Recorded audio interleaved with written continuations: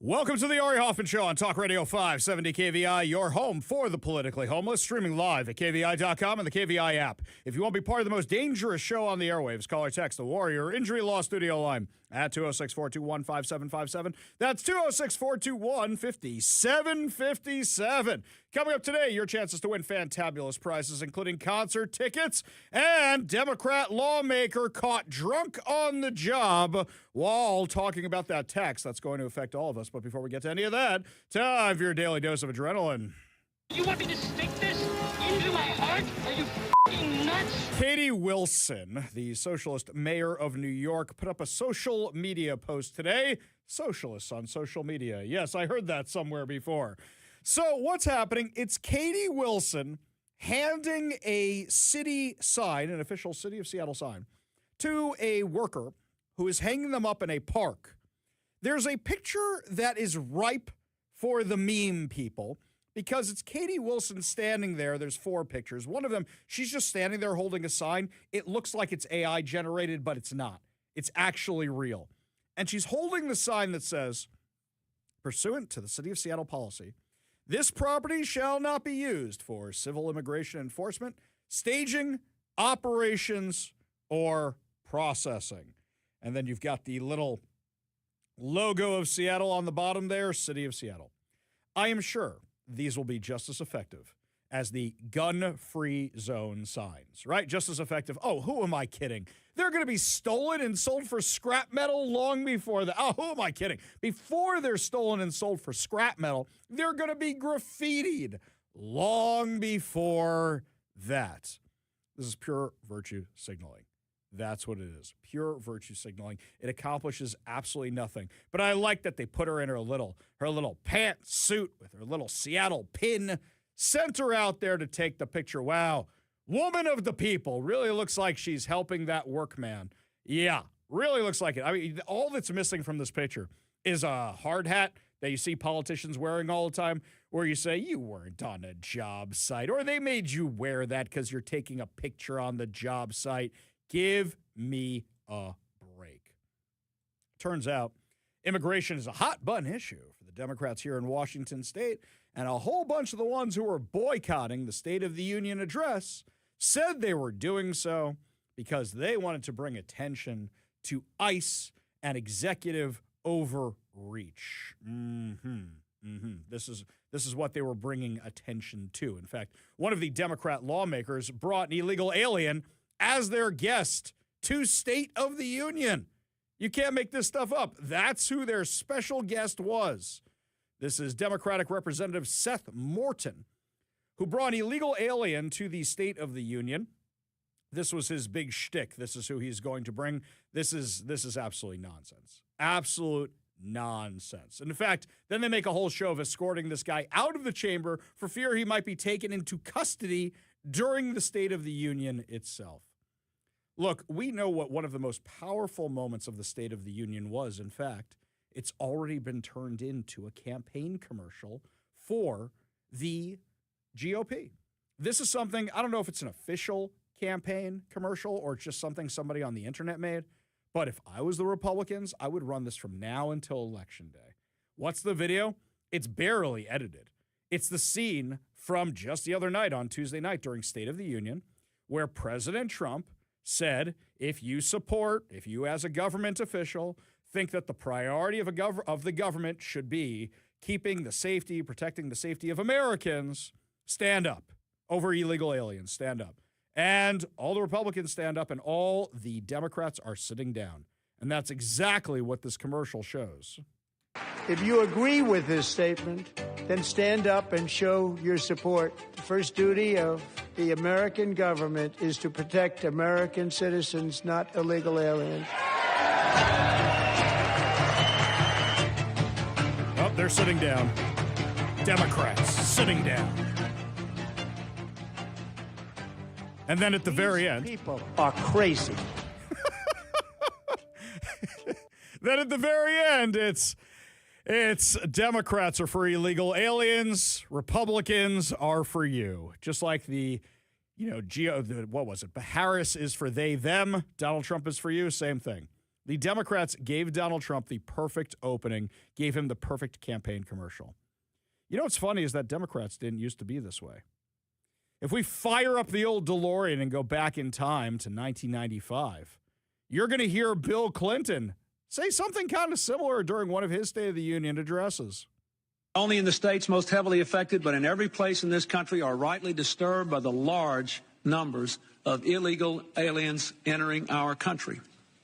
The jobs they hold might otherwise be held by citizens or legal immigrants. The public service they use impose burdens on our taxpayers. That's why our administration has moved aggressively to secure our borders more, by hiring a record number of new border guards, by deporting twice as many criminal aliens as ever before, by cracking down on illegal hiring, by barring welfare benefits to illegal aliens. In the budget I will present to you, we will try to do more to speed the deportation of illegal aliens who are arrested for crimes, to better identify illegal aliens in the workplace, as recommended by the commission headed by former Congresswoman Barbara Jordan. We are a nation of immigrants, but we are also a nation of laws.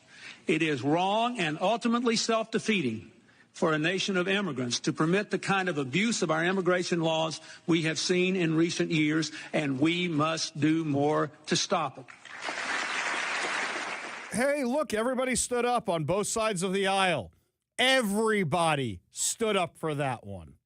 It's funny to hear that stuff. That was from 95. 95. Which is the year I graduated high school. That's the year I graduated 8th grade. So there's our age gap right there. There you go. How quiet that room was. Oh, yeah. While he was speaking. Just how quiet it was. It's gotten a lot more raucous. Yeah. A little bit. Yeah. Just a smidgen. You know what's crazy about the yelling and screaming, by the way? So we discussed this yesterday. When Senator Joe Wilson said you lie to Barack Obama, if you go back and listen to that clip, which I did last night, I didn't bring it up today, you hear you lie, and then the whole chamber goes, oh. Yeah. like that. Yeah. Was that the first time? Mm-hmm. That's the first time. We'll put it this way. That's the first time in modern history. That's what I mean. Things may have been more raucousy when Lincoln was around, but it didn't make the congressional record to my knowledge. Yeah. Right? Now, if you've seen the movie Lincoln, you can see it was more raucousy. It looked more like the House of Parliament back then. But at that point, wasn't Lincoln just writing his State of the Union? Oh, I don't Union? mean during State of the Union. I mean You're just saying during general debates, general discussions. Sure. There was a lot. It was a lot more like the House of Parliament of Commons. Excuse me. Yeah. But I think what changed that was TV. Because you can't be a jackass in front of the TV audience because people will judge you that way. You have to act properly. Now that the internet has become real life, people think you can do exactly what you do on the internet. All right, well, if he's going to slam us, let's comment on back. But the problem is it doesn't really read that way. You just look ridiculous. And this goes for Marjorie Taylor Greene, too. When Marjorie Taylor Greene and Lauren Boebert were sitting in the crowd during Joe Biden's State of the Union and yelling at him, they look like morons. So now when you've got Ilhan Omar and Rashida Tlaib is wrapped in a Hamas keffiyeh with a pin that says blank ICE on it and the other Jeffrey Epstein sticker, and you can't hear what they're saying, you just see them yelling because Trump's the one with the microphone, you look just as stupid as Marjorie Taylor Greene and Lauren Boebert did. Here's the new wrinkle, and I think the one that we just watched that happened on Tuesday night. He's actually goading the crowd. Yes. He's actually saying, pointing out, kind of baiting them in. Yeah. Is that going to be the new normal? Yes, because here's the problem. Can we just shut it off? I just don't Oh, even I love it. I love the theater. I know you do. I but love it. So... If I have to pay for C-SPAN, my tax dollars to go into C-SPAN, I want one night where I actually enjoy it. Okay. Oh, well, that's my thing. Personally, do I think we should pay for it? No, but that's a whole different thing. I don't watch WWE or most reality TV for a reason. Listen, if I have a reality TV president, I want to see me a little reality television. That's what we're getting. You're not wrong. I mean, I think that's the reason why a lot of people put him in office, too, was for that reason. Exactly, because they know the name. Why they vote for Schwarzenegger? They didn't vote for Schwarzenegger because they thought he was going to be a great legislator. I was elected to lead, not to read, right? Why did they put Schwarzenegger in? Because they wanted to see what the Terminator would look like. There wanted to you see go. What the dude exactly from Commando right. and Predator would do. He goes to make a deal with Black Lives Matter, and then you do the hand, just like that, right? Yeah. No, you know what the problem is that because this is the new normal, because this is the direction we're going in, I don't know how we go back. And the other thing is it takes two to tango. If the Democrats had stood up for the common sense things, then you know what? He wouldn't have had anywhere to go at all, because they said, of course we agree with this, but they gave him the opening. And sources of mine that don't want to go public have said behind the scenes, the Democrats were told, behave yourselves. Just behave. Sit there quietly, behave. Ilhan Omar and Rashida Tlaib and anybody else with their shenanigans went off script. So you gave the memes, you gave the opening, and now you gave the campaign commercials to the Republicans. And I would argue Marjorie Taylor Greene and Lauren Boebert did the exact same thing when they did it. Because you're talking to people, like you said, are of the internet age and of memes and of social media, and you're telling them, hey, the thing that got you here, stop doing that. Exactly. And here's something else. Do you think most Americans watch the State of the Union? Or do you think most Americans saw a headline about it on the toilet the next day while checking their cell phone? Yeah, they're waiting for it. It's like episodes of SNL at this point. No one actually watches it. They wait the next day and see, luckily, if anything has boiled and simmered down to being worth watching. Exactly. So let's be real. Let's be nonpartisan about this. Which clips were trending the most on social media, Democrat and Republican, depending on which camp you're in? On the Republican side, the two moments were Donald Trump with the one we just played, with stand up if you support American citizens over illegal aliens, protecting American citizens, and the other one with these people are crazy. Those are two different clips, by the way. These people are crazy. They clipped them together for that commercial, but that's actually in reference to the allowing kids to be taken from their parents and go elsewhere, which we know happens here in Washington State. What about the Somali pirates? That's a pretty big one, So too. the Somali pirates was a good one, but I think the only way that could have been better, and this would have been viral more than anything, is if when she was yelling at him and he didn't want to acknowledge her, he's talking over her, if he had gone, hey, I'm the captain now. That would have broken the internet right there. I don't think he's seen the movie. I think that would have broken the internet. Now, from the Democrat side of the aisle, I think the things that were trending on their side of the aisle were a little bit more. Was this what was trending? No pueden encarcelarnos a todas. No pueden encarcelarnos a todas. No pueden encarcelarnos a todas. Okay, who am I kidding? Nobody was watching that nonsense. So what was trending on their side? That sounds like that texting while driving spot that we run, the PSA. That is kind of what it sounds like. So that was the frogs trending? Was that dude in the giraffe suit trending? Not really. I don't really know what was trending from the other side. Look, did I see Patty Murray's speech? Yeah. Did it get a lot of reaction? No. Jayapal? No. Maybe something AOC did just because she's got more followers, but it was the other side reacting to Donald Trump.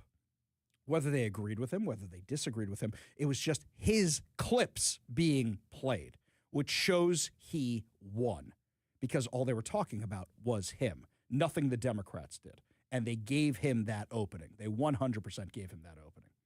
So what are the Democrats really, really after in this case? Well, Chuck Schumer was doing the circuit. I believe it was on MSNBC the next day, and here's what he said. What would an immigration deal look like between Republicans and Democrats in the Senate? Well, we had a good model in 2013, as you may remember, bipartisan. John McCain and I headed the Gang of Eight. We had 4 Democrats, 4 Republicans, including Marco Rubio, who's now gone to the other side on this. But we could come up with a bill like that. It toughens up the border. It gives a path to citizenship, a long, tough path to citizenship for 11 million people who are here. It allows high-tech people who are needed in our industries to come in. But it was a bill that got 70 votes in the Senate, or 68 or 69. It got Democrats and Republicans. That's the way to go. Okay, so he just said he wants amnesty. That's what Chuck Schumer just said. I apologize, that was Fox News, that wasn't CNN. So he just said he wants amnesty. That's what he's saying. There's a reason that's being shot down. Many reasons why that's being shot down. We have the problems with DACA. We have the problems with who's here now. And anytime I bring up a pathway to citizenship, our legal immigrant friends blow up the phone lines and tell me that's not fair because they had to do everything the legal way. They had to do everything the right way. Why should anybody else get the pass or go to the head of the line because they broke the rules? And there's 100% a case to be made for that. 100%. But you know what I never hear the Democrats talking about ever? What I never hear them talking about? What I never hear them talking about is the people who are dead because of these failed policies, because of the open border invasion. I never hear them talking about Trooper Christopher Gadd. I never hear them talk about Laken Riley. I never hear them talk about the hundreds of thousands of Americans who died from the fentanyl that's being brought across our border illegally. Never hear them talk about it at all. Here's what the president said just the other night. We can never forget that many in this room not only allowed the border invasion to happen before I got involved, but indeed they would do it all over again if they ever had the chance. If they ever got elected, they would open up those borders to some of the worst criminals anywhere in the world. The only thing standing between Americans and a wide open border right now is President Donald J. Trump and our great Republican patriots in Congress. Thank you. Thank you. You know, the only way I think he can top this next time around, here's what I think he could do. I think he says that Bill Clinton thing I said, I just played for you, word for word, says it word for word, and quotes every other Democrat president who ever said anything about border security, and watches as the Democrats don't stand up. But that was a Democrat president who said it, and that can show you how far the Democrat Party has drifted. I think that's the only way to improve on this. What's going on here in Seattle, this virtue signaling, this nonsense, give me a break. Those signs aren't going to be there long enough to do anything, and even if they stayed the whole time, they're not going to accomplish anything. This one here from Forrest Cat, that 1995 Bill Clinton speech on illegal immigration makes our whole case. Trump could almost say the same. Exactly, just what I just said. If he says it word for word, it shows you the hypocrisy. It really does. Because I argue all the time, right now we have common sense versus crazy. We don't have Democrat versus Republican. This one from Jeff and Kent, Jedi Master Hoffman. Let me channel my inner Nostradamus for a moment. Bill Clinton's answers during his deposition tomorrow, I do not recall. How do you define is, right? I did not do anything on Epstein's Island. That's what's going to be next. Lots more to discuss as the show continues, my friends. Aside from the virtue signaling, Seattle Socialist Mayor Katie Wilson made a big boo-boo during her State of the City address and is now getting called out for it with regard to the homeless. We'll tell you what's going on when we come back. You're listening to The Ari Hoffman Show.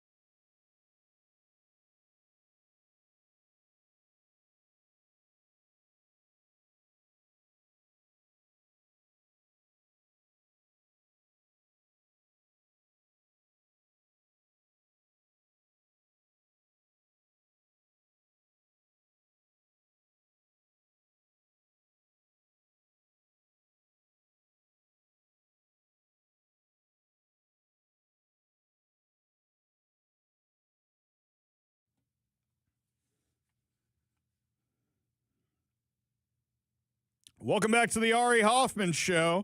Now is your chance to win fantabulous prizes. Today we are giving away count them, 2 tickets to see Santana and the Doobie Brothers August 6th at the White River Amphitheater. All you have to do is text the word I give you to the number I give you, not your name, not your phone number, not your email address, not Ari. Now that I met you at Stake of the Union, I know you are the best looking host in radio. Or Ari, now that I met you at Stake of the Union, I didn't realize how much your hairline had receded. Don't write any of that. Just the word itself. Today's word is streets, as in, there we go, as in taking it to the streets. That was well done. Thank you. You really hit the post on I that did. one. Totally didn't mean to at all. I was hoping you were going to hop in on that sucker right there. But yes, text the word streets, STREETS. to 206-421-5757. That's 206-421-5757. Only text the word streets one time. That's it. When you do it more than once, you invalidate your entry. Your next chance to win is coming up much later in the show. So you got to make sure you are listening for that other chance to win. What type of music did your parents listen to when you were growing up? Okay, I see Kevin has found a gap in my musical knowledge, and when these come up, they're always like, how do you not know that? Yeah. So this is what I grew up on, and this is going to explain a lot. Okay. I know what you were listening to. No. This is what my parents were listening to. All right. Okay. No. Before we get to the 80s arena stuff, which I was listening to in the 90s because I just discovered it. No. My parents listened to my father. It was always Neil Diamond or orchestral type stuff, soundtracks kind of stuff. Got it. Or Madonna, which is a really random one. Okay. My mom, it was always the oldies station. It was always the Beach Boys and things like that. That was what and show tunes. She loved the show tunes. That is what I grew up on. And now you're like, this makes a lot more sense now that we're understanding all this. A lot of blind spots in it. Huge blind spots. A lot of gaps. Huge gaps. I had to educate myself music-wise. I remember when I first discovered the Beatles, which was in like high school. And I'm like, oh, this is why this is fascinating. This is amazing. This is incredible. Too bad I'm like, I don't know, a few decades too late for this. Yeah. I went through that whole, and back then we didn't have the, if you listen to this, you might like that. Yeah. No, you had to go buy the album. I didn't do singles. I didn't like the singles. If I wanted a single, I would just listen on the radio and record it. And most kids now are like, wait, you did what? Yes. And you'd have that DJ's voice there talking to you over everything. It might ruin the beginning of the song or the end of the song. You don't really have a clean version. So for the rest of your life, you hear the guy introing every or outroing. time. Yeah. I still hear at the end of Bohemian Rhapsody when it made the comeback because of Wayne's World in the 90s. I didn't know what that song was until that No, movie. no idea. By the way, that's probably one of my favorite moments in Bohemian Rhapsody, the movie. Yeah. Where it's Mike Myers, who's the record executive.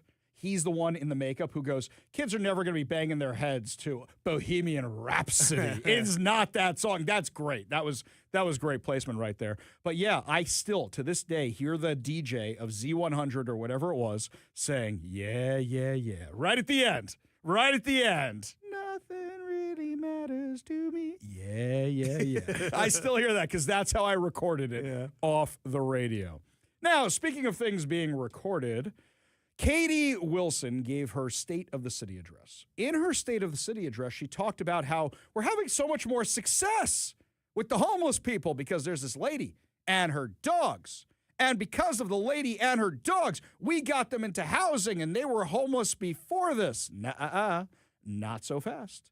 Our friend Andrea Suarez and Jonathan Cho figured out that this lady, she ain't rehoused. She got sent to a tiny home with black mold. It's not good. And wait, she may be in some other kind of housing. In fact, you may have found the poster child for, she's got a tiny home, but she also has a city-funded apartment, and she's still on the street. How many services does one person get? Oh, maybe this is why we're wasting money.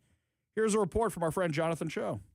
Hey, Mayor Wilson, are you aware that the woman you referenced with the 3 dogs in your State of the City we were able to identify a spot for her in a tiny house village is now back on the streets? Why did you use me as an example? She says the tiny house had mold in it. The place was riddled in mold. Do you know what happened there, Mayor Wilson? Can you just give us an explanation? She's walking away from him. Walking away. There was also a sweep this morning in Ballard. there's nowhere to go. They just push us around. You said sweeps don't work in your state of the city. And we cannot just keep moving people from place to place and calling that progress. So I just wanted to know how much longer you plan on sweeping or if anything is going to change from the Herald administration. Do you have any comment on that, Mayor? Gets in the SUV. Okay. So this I find entertaining for many reasons. One, her prime example was found to be bogus. Now, here's something to compare to the President's State of the Union. Granted, there's more eyes on it than a mayor's state of the city. But when you bring up a prominent example like that, you know what would normally happen with the real media? King 5, Como News, Cairo 7. Everybody go out there. Where's the lady? Show us this lady so you can talk about how happy she is and her dogs. There's dogs. It's a dog story. It's a pet story. Let's go talk to the nice lady with the dogs. None of them followed up, except for Andrea Suarez and Jonathan Cho. And they found out this woman is living in a tiny home with black mold and that she's already on city services. And now she's back on the street because she'd rather live on the street than the tiny home with the black mold. And there's a lot to unpack from this video that Jonathan Cho put up. So Katie Wilson, not answering questions. Not answering questions. She has an event to honor her transition team at Seattle Center. I'm very familiar with Seattle Center because it's just a few blocks away. So she's at Seattle Center. She leaves the main building, the Armory, I think this event was in, heads on over. Oh, they cleaned out the homeless out of the Armory that day? Excellent. Fantastic. Cleaned them all out. That's where they normally hang out. Cleaned it out. And then she walks to the SUV, the giant gas-guzzling SUV. Katie Wilson, who made her claim to fame being head of the Transit Riders Union. You know, if you want to virtue signal a little bit to your mass transit friends, for those of you who don't live in the Seattle area, do you know it's right at Seattle Center? Seattle Center is where the Space Needle is. Maybe you've seen it in some videos before. It's only been around since the 1960s. The monorail. And Kevin, correct me if I'm wrong on this, but you take the monorail to the light rail, and I believe it's 2 stops and you're at City Hall, maybe 3. I don't know it that well, but it definitely goes right to City Hall, right? Yeah, I think it's maybe 2 stops before City Hall. 2 stops right there. There you go. Maybe I think you're right. Maybe even 1. Yeah. So Seattle Center, Westlake. I think the next one's right around City Hall. I think you're right there. Yeah. Maybe Ben Arroyo's in the middle there somewhere. Yeah. Okay. If it's 3, that's what it is. See, I don't even take the thing and I know the stops because I've taken it like 4 times in my life. So right there, if you want to show everybody how you're a mayor of the people, this is the easiest one to do. You're worried about security? Nobody's on the light rail that time of day, and nobody's on the monorail that time of day for sure. Plus, if the mayor says, hey, guys, we're going to be on the train at this time, can you clean out the riffraff, and we're going to take some pictures, and this train will be for us, and we're going to have the train is going to say, transitioning to a brighter future of mass transit with my transition team. I think they could clean up the light rail for you for a few minutes, right? Right? So Katie Wilson's just happy that she can drive the giant gas-guzzling brand new Chevy SUV. I see. That's what's going on. The giant Chevy SUV. Yeah, see? If you had bought a Dodge, we wouldn't be making fun of you so much. We're a Dodge show. But you bought the giant gas-guzzling Chevy Suburban. It's brand new, by the way. That is a brand new sucker. I could tell by the headlight design. That is a brand new SUV. So much for the Transit Riders Union. Doesn't seem so hot on that. Can I rewind for a second here on that piece of audio? So I dwell on the weirdest things. So black mold in the tiny home. Yes. Now, was she saying I'm not staying in it because there's black mold? She's saying she's basically saying I prefer going back to the street, but this is a woman who may also be already have a place in one of these city hotel rooms / apartment things. So the black mold thing, how does she know? Well, you kind of know what that looks like, right? But it's not always black mold. Like there's tons of mold. I just love that. Like I wasn't aware until black mold until like I don't know how recent, right? Like when we're growing up, did you ever hear anything talked about black mold? Unfortunately, yes. Really? I did, because in New York, when they built my parents' house, the house I grew up in, they were apparently supposed to put it somewhere else, and they put it in a place where anytime the snow melted, it drained into my basement. they had to do major work. I remember swimming in my basement one time. It was so bad. That's when they had to do some serious work to stop this. So what are they worried about? Black mold, black mold. I'm like, what is this awful substance, the black mold that might kill me in my sleep? That's all I remember the giant fans going in the house. I remember all this. I just find it funny that, like, did she hire somebody? Like, I just got this new tiny home. Let me call. I think I need a. We're going to call Surf Pro, bring them on in and inspect for mold. Yeah, we're going to check. Oh, it is black mold. Okay. Yeah, we'll bring in Coit and see if it's black. You can see it in the video. That is black mold. I mean, that is the real deal. So, yeah, okay. Yeah, it's put it this way. It's so bad, you can tell that's exactly what it is, which leads me to ask, how well are they managing these tiny homes also? Probably zero black mold on the streets. Sure, head on out. Probably none out there. Probably, it's fine. You got other problems out there on the streets, though. Lots more to discuss as the show continues. Speaking of Homeless Inc., is J.D. Vance and the Fraud Squad going to be coming to town to investigate things like this lady and her tiny mold and her tiny home and her city-assisted apartment and everything else? We'll give you all details when we come back. You're listening to the Ari Hoffman Show on Talk Radio 570 KVI.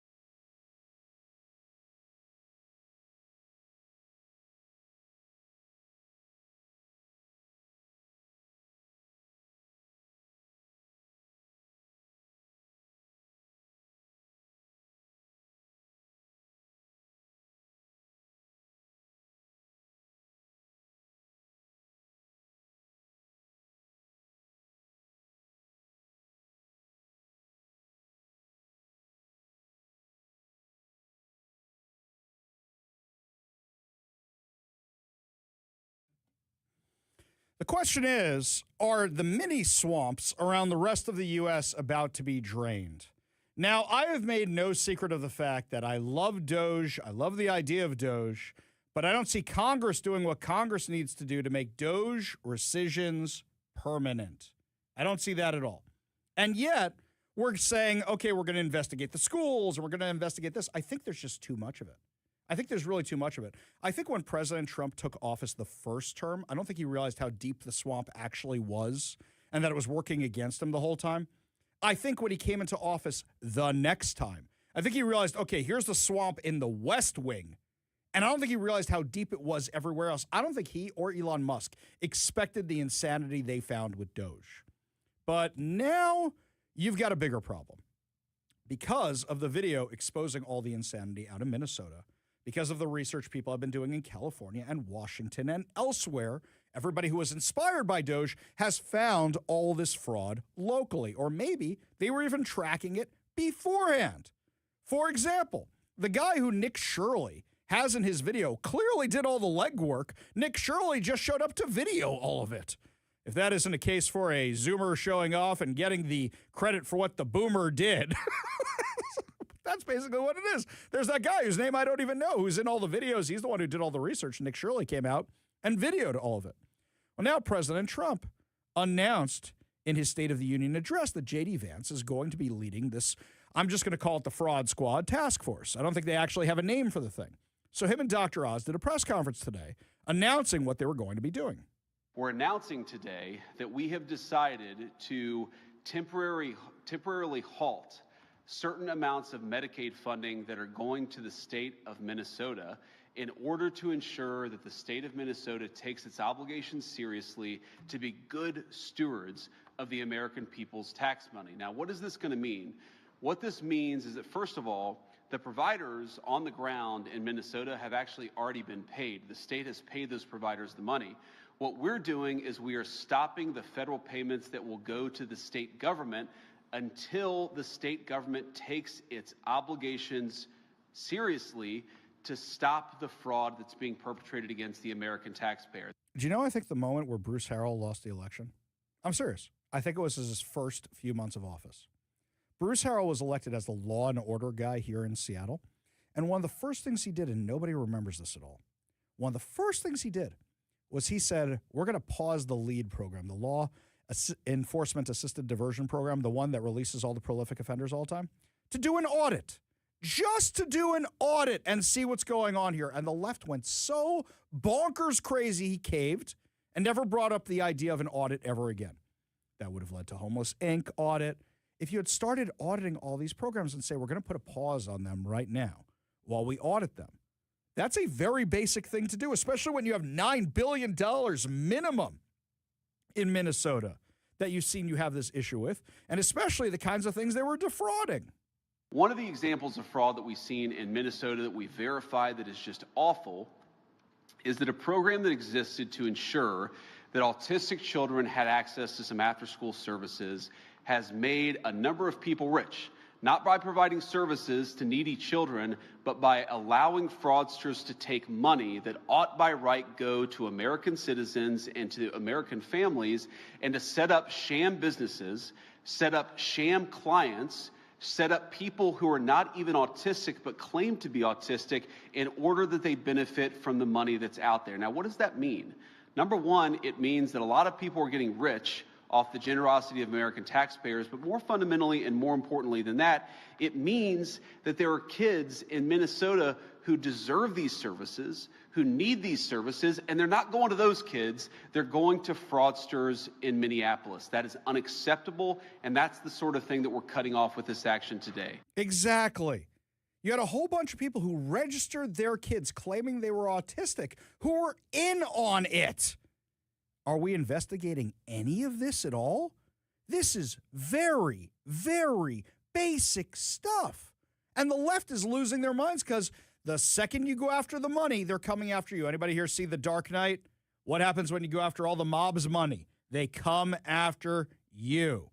The mayor warns Harvey Dent about this. You're seeing it play out in real life. That's why the left is mad. It's not about ICE. It's not about anything else. It's about the left knows they're about to get a lot poorer. The people doing the grift know they're about to get a lot poorer. And guess what? Right here, they activate their activist stormtroopers with the pink hair to go fight against anybody, to take the steam, take the heat off the fraud.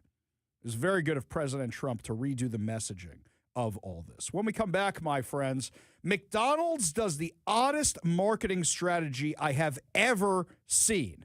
And what's it for? To virtue signal their woke nonsense. We'll tell you what's going on when we come back. You're listening to the Ari Hoffman Show on Talk Radio 570 KVI.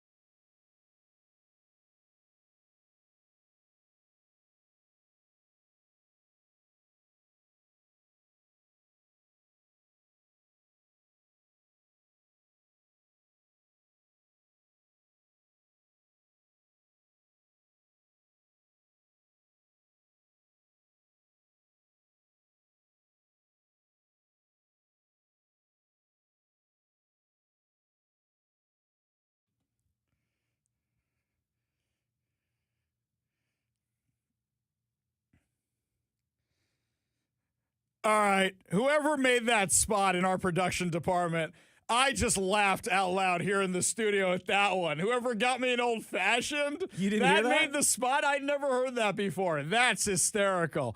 Welcome back to the Ari Hoffman Show here on Talk Radio 570 KVI. And yes, we don't want you to miss out on the next event where you can bring me an old fashioned. Yes, we do appreciate our friend who brought us the old fashioned. You could tell that I had one or two from the picture he posted today of that. That was a pretty good one.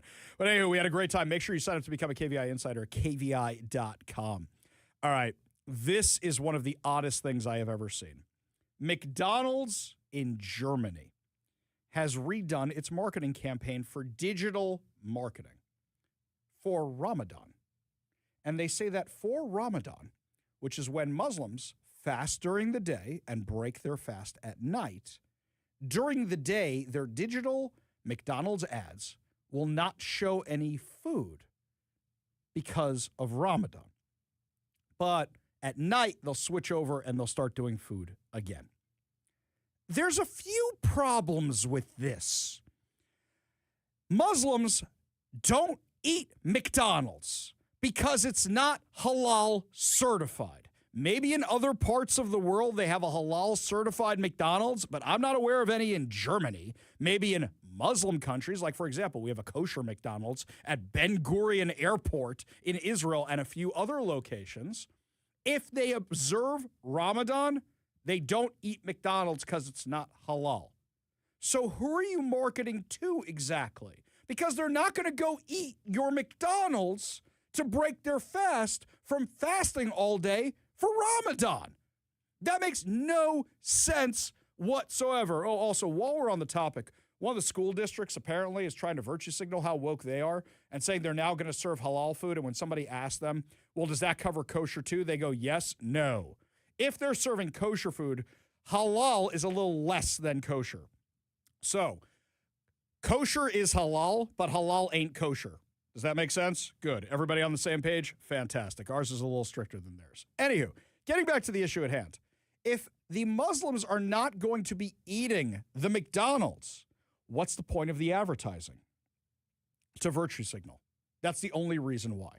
Take me. We've got, 5 or 6 fast days a year?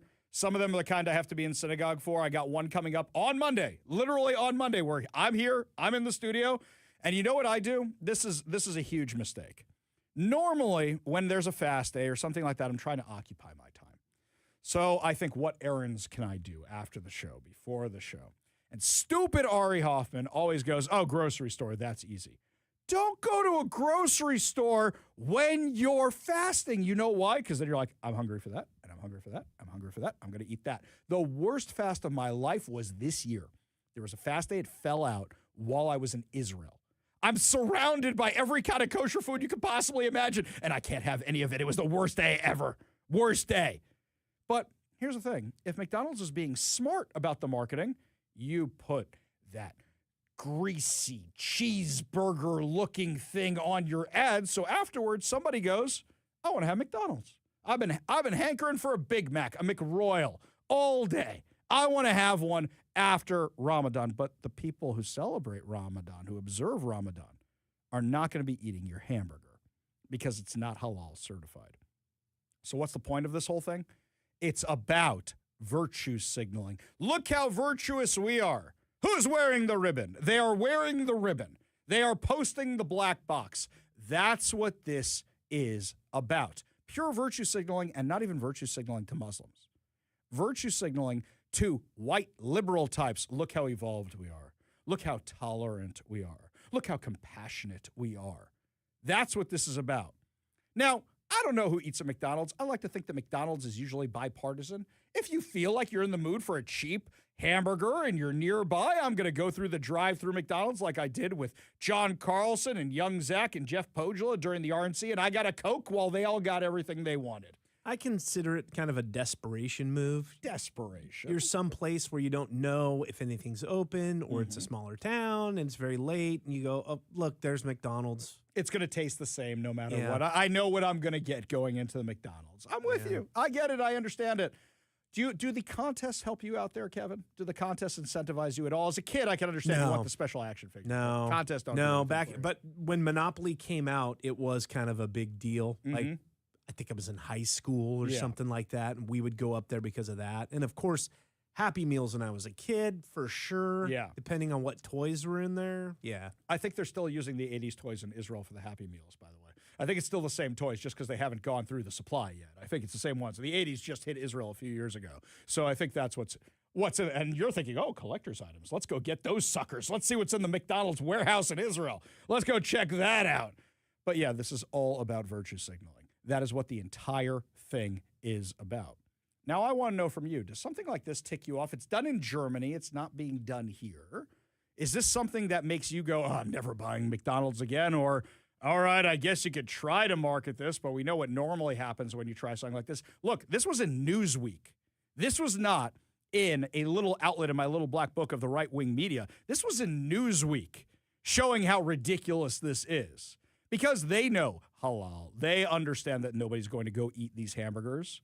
I think it's pure virtue signaling what's going on here. And I think it's actually going to cost them some customers. Like this one here, Robin Lakewood. He calls them sauerkrauts. That's very good. That's very, very good. Yeah, I'm not sure this does anything, and they're trying to virtue signal to the entire world. I will remind everybody what happened here in Seattle. Do you remember during the BLM riots, when they were virtue signaling, you had the black boxes or the Black Lives Matter signs in windows? My favorite one of this, for all the wrong reasons, was when I think it was Amazon's Whole Foods put up the Black Lives Matter sign, and they bashed out the windows of the Whole Foods. I mean, it's pure virtue signaling. That's what all this is. So, this one here from Mike Kerb. He says, there's a fast day. Nice to know it's on Monday, Ari. I'll be sending photos of fresh Krispy Kreme donuts. This is somebody who really, Mike definitely listens to the show all the time. He knows I love the Krispy Kreme donuts. And we got that. Yeah, this one here also from Mike. Trump put a pause on aid to Tibetan and Uyghur refugees, as well as funding Radio Free Asia as part of DOGE. After investigation, funding for Radio Free America was restored, and the refugees got $7 million of the $12 million restored. He's right. For example, my synagogue has a Homeland Security grant out right now. And when DOGE first came along, they reviewed the grant. It was on pause for 2 seconds, and they go, legit. We're going to go forward with that so you can do your security upgrades or whatever else it is. This is something, I didn't have a problem with it. I said, hopefully, they're stopping the bad people from getting money, so that way there's more funding available for the good people. By the way, the lefties, I don't understand why you guys aren't saying the same thing. The lefty activists who are out there should be saying, aren't they the ones that want everybody's money all the time? So how come they don't care at all about accountability for the money? They do not care at all. For them, it's just about getting it. Who owes it to them? Who do they deserve it from? But it's never actually about making sure they're good stewards for it. Otherwise, there'd probably be a lot more money to go around because we'd probably all be on the same page about dealing with fraud. And I heard a whole bunch of people on the left say they want to get rid of waste, fraud, and abuse until Donald Trump said it. Then it's no, we want as much waste, fraud, and abuse as possible. When we come back, my friends, one of the leaders of the Democrat Party in the House of Representatives admits he was wasted last night while discussing the budget. I'll tell you what's going on when we come back. You're listening to the Ari Hoffman Show on Talk Radio 570 KVI.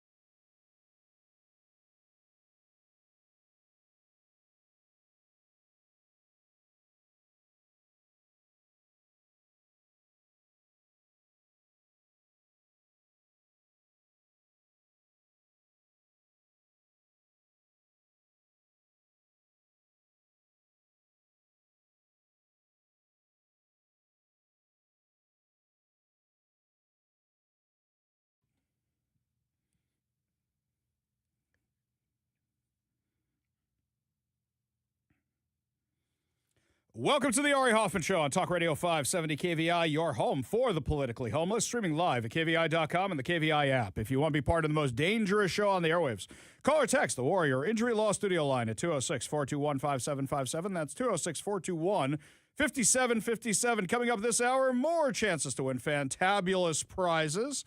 Plus, also, the insanity in Olympia has gotten out of control. How likely are you to get hit by that income tax? But before we get to any of that, Olympia, this was a doozy. Last night, I started getting texts from some people in Olympia. Ari, you got to go look at the end of the House Appropriations Committee meeting. Okay. I don't usually spend my day watching these committee hearings on TVW, but I go over there. It wasn't archived, ready to go yet. So I wait a little bit. I'm up late anyway. Check back later. And they said, make sure you go look at the footage of House Majority Leader Joe Fitzgibbon. Okay. So I find that part. It's the end of the video. And what's happening is we've seen the House Majority Leader before, Democrat House Majority Leader. And he's got a jacket on. He's usually got his hair looking kind of nice. Dude looks rough, shall we just say. Eyes don't look so great. His hair's all over the place. If I had hair, mine would probably look more like his. It doesn't look like it's receding. It just looks messy. Like dude just came out of a rumpled bed. Eyes all bloodshotty kind of looking, and he's slurring his speech. Now, it was 5 minutes of rambling, incoherent nonsense that didn't even make sense. I'm going to play about 90 seconds of it for you. About 90 seconds, just so you can get a little taste of what everybody else was listening to. For putting forward their ideas and making sure that the operating budget that we've put forward does not forget that the people that we are working to represent, the people that we are working to lift up and support, don't always have a voice in this process, and that their voice is carried forward by the members of this body. I also really want to emphasize that public employees whose retirement security relies upon state government making good choices. There is no state out of 50 that I would rather be a public employee with my retirement system managed by state government than this state. Every public employee in this state can rely on retirement security guaranteed by the state of Washington, both because of the decisions of courts in years past, but also because of the decisions of the legislature to make sure that those pension plans are fully funded and that are the envy of every state in the country. So with that, Mr. Chair, I really want to thank you for your work, and I want to ask you to vote yes.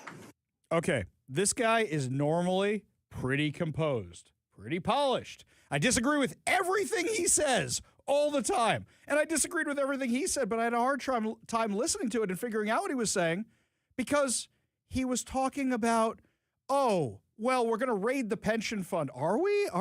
Hey, let's raid the pension fund. Let's raid the pension fund. That's what it kind of sounded like.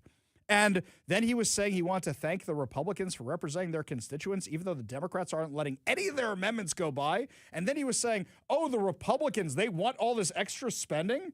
And then in the middle, all that was missing was the hiccups that you used to see in the cartoons.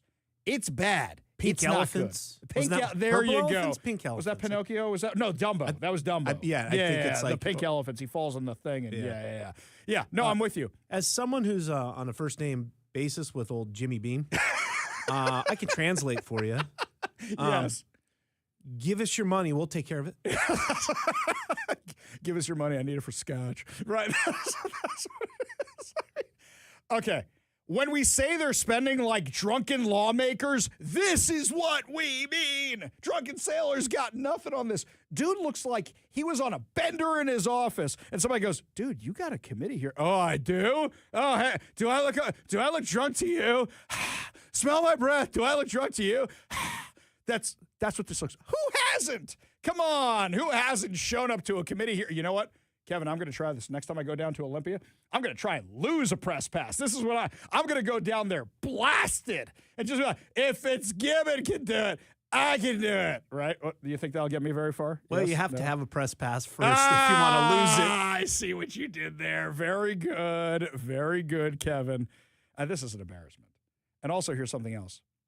This is the guy, while he's drunk, he didn't even have enough common sense when they're going around the room. Does what you say in this hearing matter at all? They're done. They've done all the questions. They've done anything, right?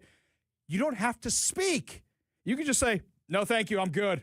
I'm good." What has been, he's one of the last ones.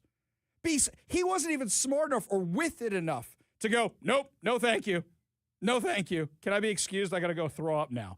Not even smart enough to do that. Not even with enough to do that. That's the courage that liquid will give you sometimes to make you think that, hey. I'm pulling this off. By the way, he's not pulling it off because you see from the faces of the people, the old dude sitting next to him, I don't even know who the old dude is. He's staring at him like, what is wrong with this guy? What is going on here? I'll tell you, the audio doesn't make it clear enough. No. I mean, if you watch it with the video and it's over on my social media channels, Ari Hoffman Official on Facebook and Instagram, the Hofffather on Twitter, it's bad. It's very much like speeches, at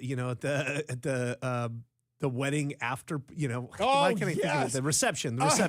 Dude, like, Kevin and I have been best friends for years. You have no idea. Like, I don't know what I'm going to say. You're marrying the best guy. He's the best. He's the best. Like, that's what we're talking about here. I don't know what I'm going to say, but if I drink more of this, I'll just wing it. You know what? I'll just wing it.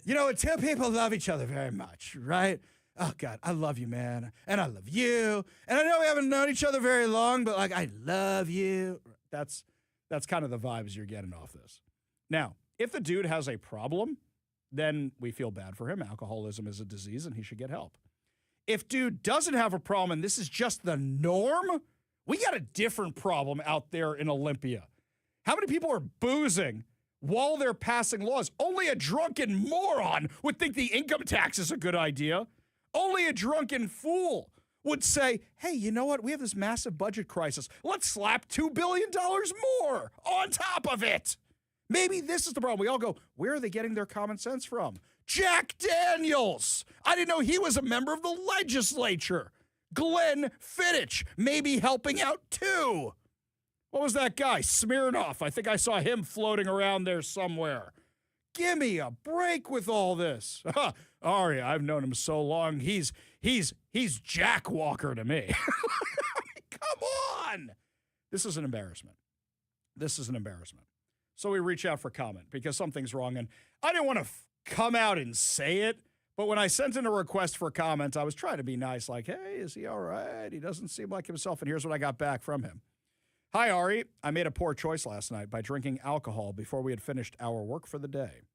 I'm disappointed in myself, take responsibility for that poor choice. It won't happen again, and I'm committed to completing my work this session without alcohol. Okay, hang on a second. Do you normally need the alcohol to get through the session? First of all, you're in the majority. What are you stressed out about? It's all of us in the minority that are stressed out about what you guys with your supermajority are going to do to the rest of us. Do you need alcohol to get through the day? Is this commonplace? Who was drinking with you, or was this a solo bender? Look, the easiest thing he can do is say, I have a problem, check himself, get dried out, and everybody will come back and go, woo, yay, wonderful, fantastic. But if this is just how things operate in Olympia, by the way, I did send these questions over to the Republicans that I sent to the Speaker of the House. I did, because I'm kind of curious of the answer. I got this back from Lori Jenkins. We expect professionalism in the workplace. And while Representative Fitzgibbon did not meet that standard Wednesday night, he has acknowledged that behavior is unacceptable and has apologized. The people of Washington expect and deserve their legislatures to be fully focused and clear on the work we do here on their behalf, and the House Democratic Caucus leadership stands with Representative Fitzgibbon as he takes whatever steps he needs to ensure his well-being. That's nice that you have that pre-done statement. There's one little problem with it. I asked if this is a common problem. I asked if he was drinking alone. I asked who else he was drinking with. I asked if this is something that they do every day. This doesn't answer any of those questions, not at all. Look, I've been in the Republican wings. I've been in the Republican chambers. I've been all over the place. I didn't see anything like this at all. Maybe it's a guy by himself. Maybe he's got a problem. And if so, we wish him the very, very best. But if this is a symptom of a larger problem, I don't know how you come up with some of these crazy policies without being wasted all the time. Do you think anything's ever going to happen to this guy? Give us a call or a text, 206-421-5757. That's 206-421-5757. Now think about this. What if he was a Republican? If he was a Republican right now, it wouldn't have been people in our world who had this story before the Seattle Times and anywhere else. It would have been the mainstream media, and it would be national news by now. But because it's a Democrat, Seattle Times got to it by the end of the day. I mean, this is really, really crazy stuff. In fact, just by accident, our friends over at Northwest News Radio had an interview with Fitzgibbon scheduled. This was the senior political correspondent for Northwest News Radio, our friend Jeff Pogula, who was talking to Joe Fitzgibbon earlier today. While I have you on the line, I have to ask, during an Appropriations Committee meeting Wednesday night, didn't really seem like yourself. There's been some accusations on social media. Do you care to address that? Yeah, I made a bad choice last night by choosing to drink alcohol before we were done with our work. And I'm pretty embarrassed about that and disappointed in myself. But it's not something that's going to happen again. Is this something that you've seen before in Olympia with regards to other lawmakers or staffers? I have seen lawmakers under the influence of alcohol before, and I'm not in a position to cast stones here. But this is a stressful place where a lot of people do turn to alcohol to get through the day, and that's in my experience, not a good choice. Whoa.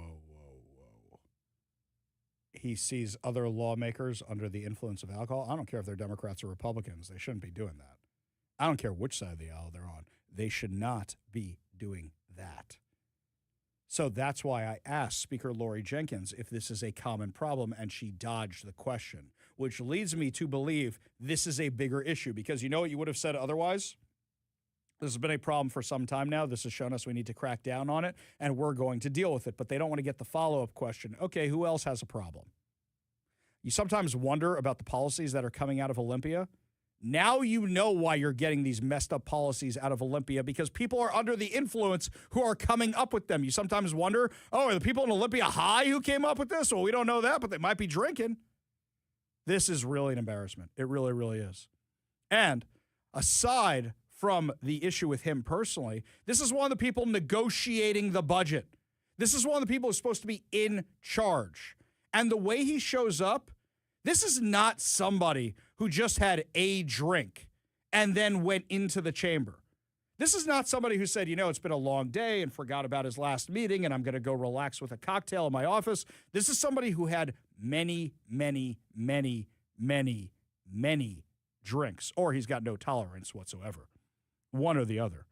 Let me know what you think. 206-421-5757. That's 206-421-5757. And you know what's funny today? This could not be more ironic timing.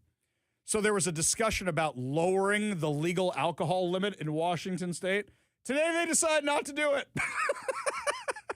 It was a Democrat proposal. Now, mind you, what is the advantage of lowering the legal limit? Is this like lowering sentences for convicts? Or is this, we've had too many people get arrested for this and we need to get them out of jail? Why is it smart to lower the legal limit for driving? There is no rhyme or reason behind this whatsoever, but this is what they were going to do. Why would you do this? This is crazy. People still die drunk driving. We have all the DUI signs all over the place. In fact, Uber still does all the discounts on New Year's Eve and holidays where they know people are going to drink, and they're always talking about taking mass transit. We know this is a problem. What is the upside of lowering the drinking age? Not the age, the limit. What is the upside of lowering the drinking limit? I don't get it. Aside to enable people, I can blow a higher thing on this. It makes no sense.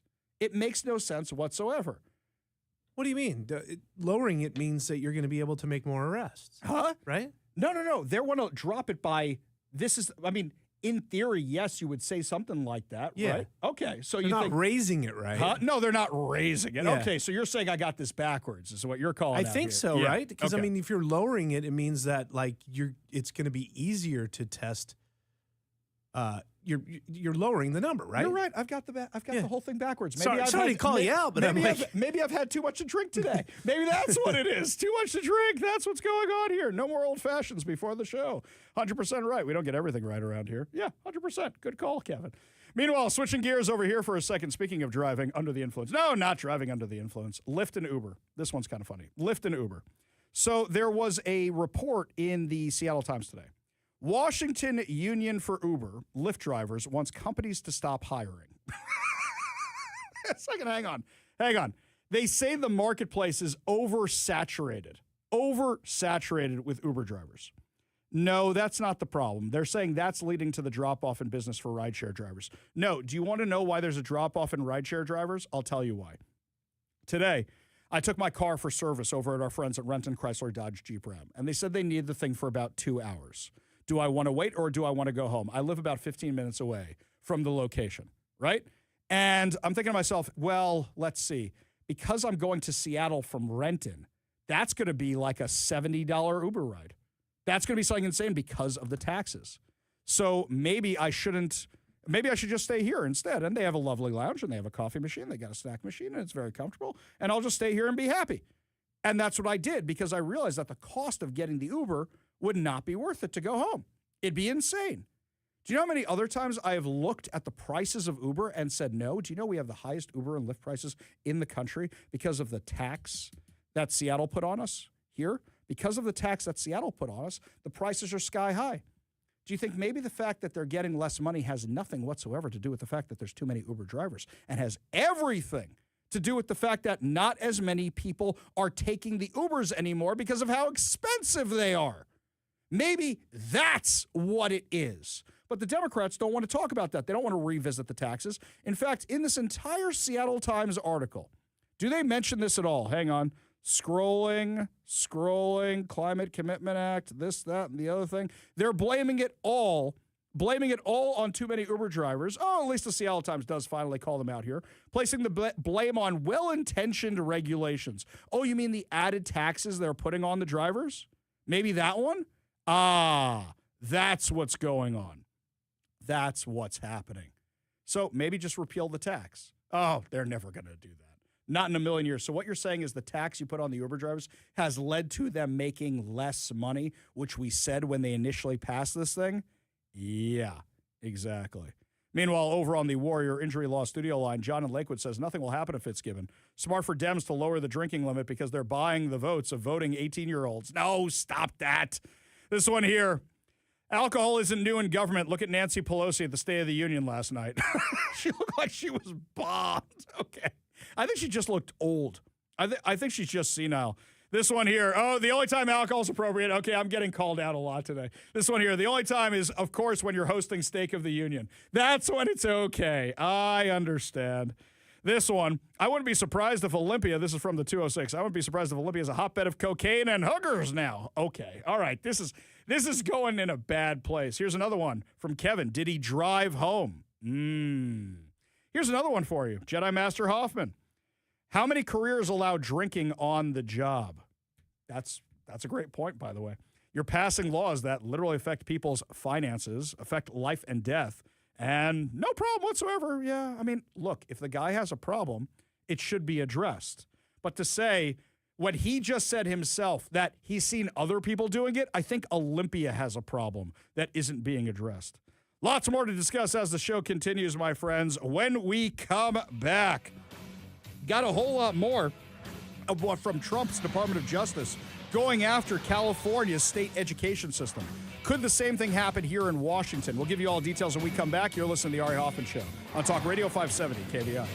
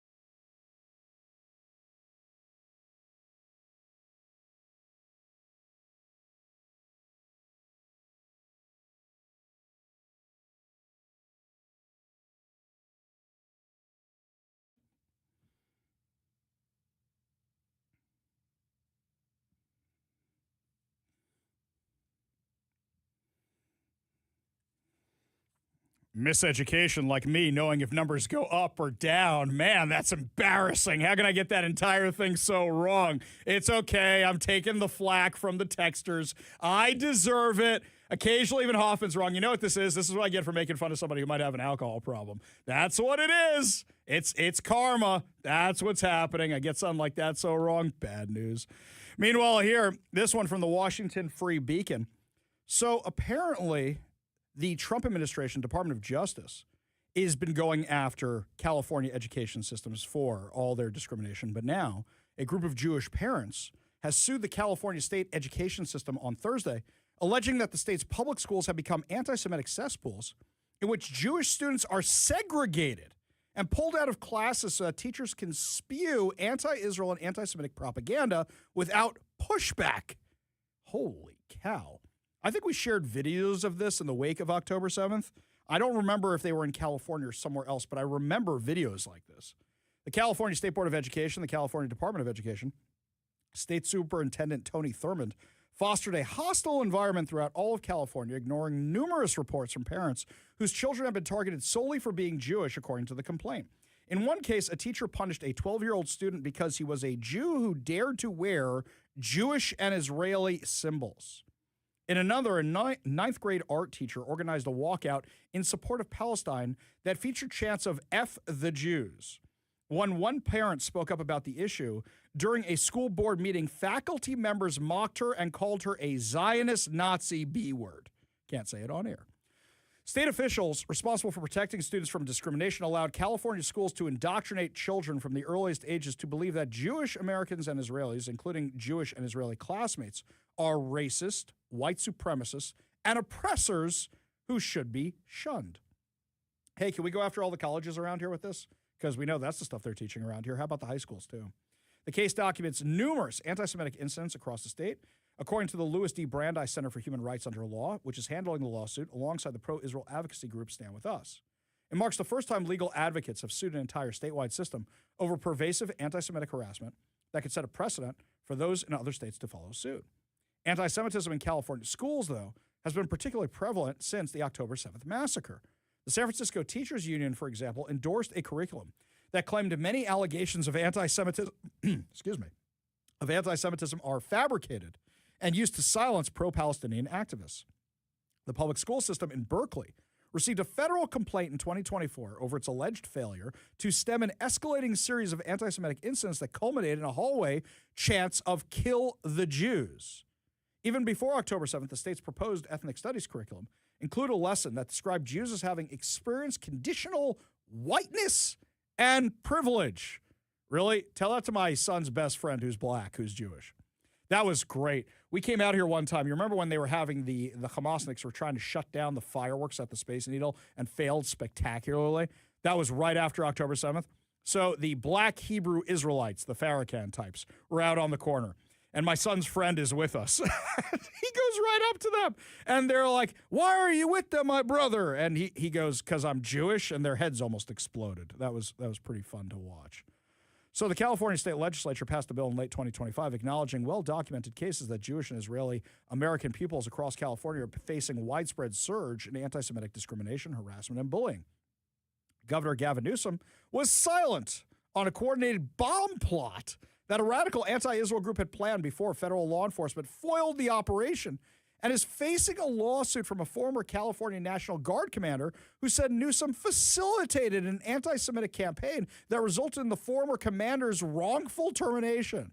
Wow, this is a really bad week for Gavin Newsom, isn't it? The Brandeis lawsuit implicates at least one individual vying to replace Newsom in this year's gubernatorial election.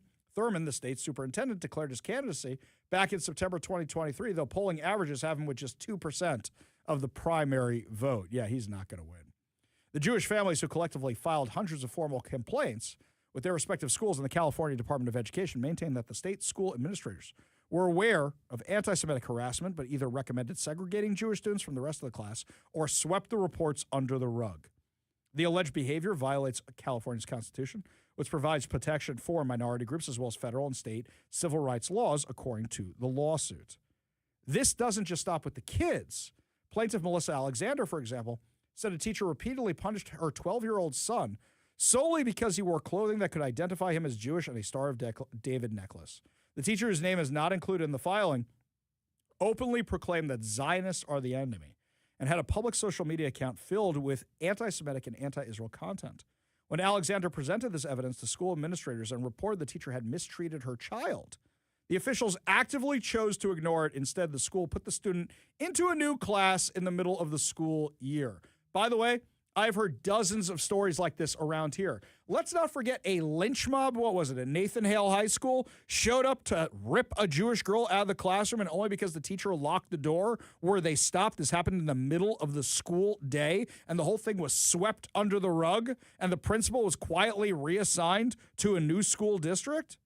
Crazy stuff. Absolutely crazy. A similar incident occurred in the weeks after October 7th at Berkeley High School, where plaintiff Alana Perlman's ninth grade son endured anti-Israel diatribes from an art teacher who boasted to the class about his latest artwork, an image of barbed wire fences in the shape of a Star of David with a giant fist punching through it.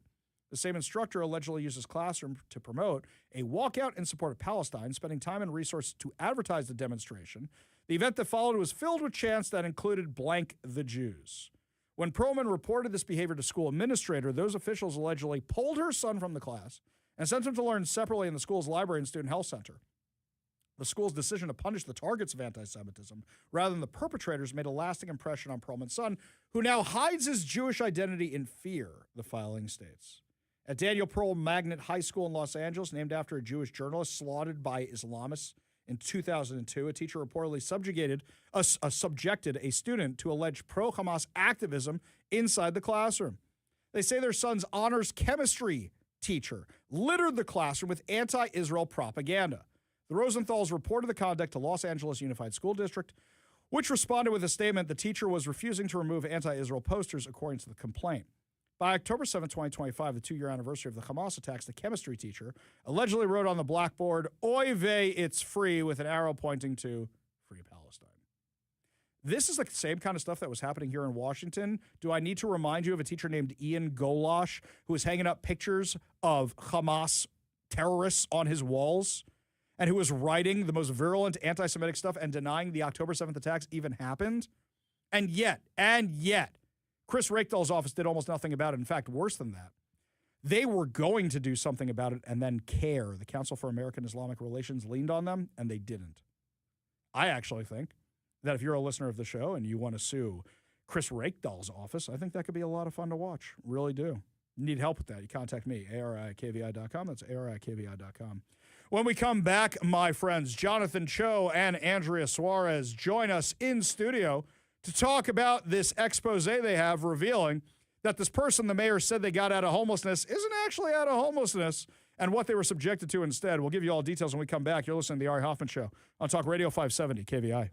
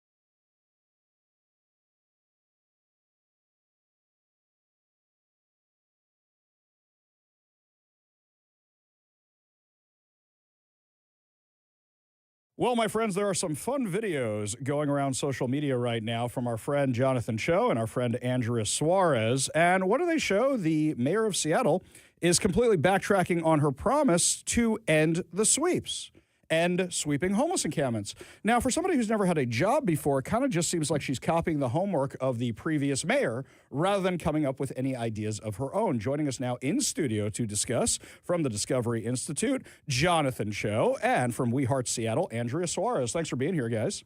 Hey, in studio for the first time already. I can't believe we've been friends for, like 5 years now, and this is the first time I'm having you in studio? You've interviewed me multiple times, and this is the first time I'm in studio in the flesh. So Andrea's got like a frequent flyer card around here. She's always regular. Here. She's got me beat on that I have department. the codes. You know, I think the difference is, Cho, who knows where you are in the world? We could have the game. Where in the world is Jonathan Cho right now? We could do that. Yeah, I sense a meme. Well, I've been in Seattle this past week, and boy, have I been catching up on the news and what's on the streets, and it is an absolute disaster right now. All right, so let's start with Andrea, okay? So, Andrea, the mayor says things are getting better. The mayor says she's being more compassionate about these sweeps, and I see her doing the exact same thing. What's it like on the ground for you? Well, the ground game don't lie. And we've been out here for 5 years and seeing this whack-a-mole, sweep, rinse, repeat. It's almost worse, Ari. I mean, I'm seeing sweeps happen in the same place within a few weeks of each other. And even the homeless are like laughing, going, we're just going to go right back and set our tents up. So they're kind of mocking the situation as well. That's kind of like what happened in Ballard, where they just moved 3 blocks away, and there was this whole big deal. Are we going to clear this encampment? Are we not going to? Is Katie Wilson going to do it? Then she's going to come out and see it before she does it, and they just moved 3 blocks away like always. I've noticed in Georgetown, where you know I hang out a lot, in Georgetown, the RVs that were cleared out of Soto are now over in Georgetown, and I know them because you recognize different RVs. I noticed they're starting to come back to the Seward Park neighborhood, where they haven't been for a very long time. Jonathan, you confronted the mayor over this. We played the video earlier in the show today. Tell us what that was all about. Look, I've been doing this for years now, and whenever there's a lawmaker or politician who makes a decision and it's questionable, we go and give them an opportunity to share their side of the story. And I reached out to the Wilson team Sunday evening to get comment on this story that we ended up launching, and I gave her time, more than 24 hours to respond before even launching the story about our findings. And when she didn't respond, I had to do what I always do. I always pop up and I had to ambush her and confront her. And it was at Seattle Center, and it was during her transition meeting with all of her new, members, and she just wouldn't respond and walked away to my questions. I noticed she walked away and got in a very, very large SUV, and she's head of the Transit Riders Union. Now, for those of you who don't live in Seattle, the Transit Riders Union is a far-left activist organization that advocates for mass transit. And the monorail is steps away from where she was, and the monorail hooks into the light rail, which goes directly to City Hall, which is about a mile away, I'd say, from Seattle Center. So there's really no reason to bring out the brand new 2026 Chevy Suburban. Now, I know they're more fuel efficient, but over here, we're Mopar people for Dodge because our friends at Dodge sponsor the show. So we're going to rip on that non-electric giant SUV that's driving her around. Andrea, do you think this is just par for the course? I mean, look, I say this all the time about you, and I mean this in the best possible way. When you first started, I'm like, oh, nice lady. This is going to be fun. She's going to be burned out. 5 years later, this is your full-time gig. You've helped so many people. You've been through 4 administrations now of 3 administrations of mayors right now. You've seen how they all operate. Is there really a difference between any of them? There's not. I mean, government is slow and bureaucratic, and why I love We Heart Seattle. I was saddened that I wasn't on the transition team. I did apply. I have 5 years of unrefutable facts on the ground. I could have saved her the embarrassment on the stage, which I know we'll probably get to the story of Crystal and the 3 dogs. But the hypocrisy is there, and I actually think she'll be red-pilled very fast if she hasn't already. Well, I think she's worried about the World Cup. And I think here's my prediction, and I'd love to know from you guys, just yes or no, do you agree with this? I think that once the World Cup's over, that's when we see the activist Katie Wilson, because she doesn't want the embarrassment of the World Cup being yanked out of Seattle. What do you guys think about that? 100% yes. Yeah. Again, I think everything right now is being motivated by the World Cup, the FIFA World Cup, which is going to be here in just about 3 months.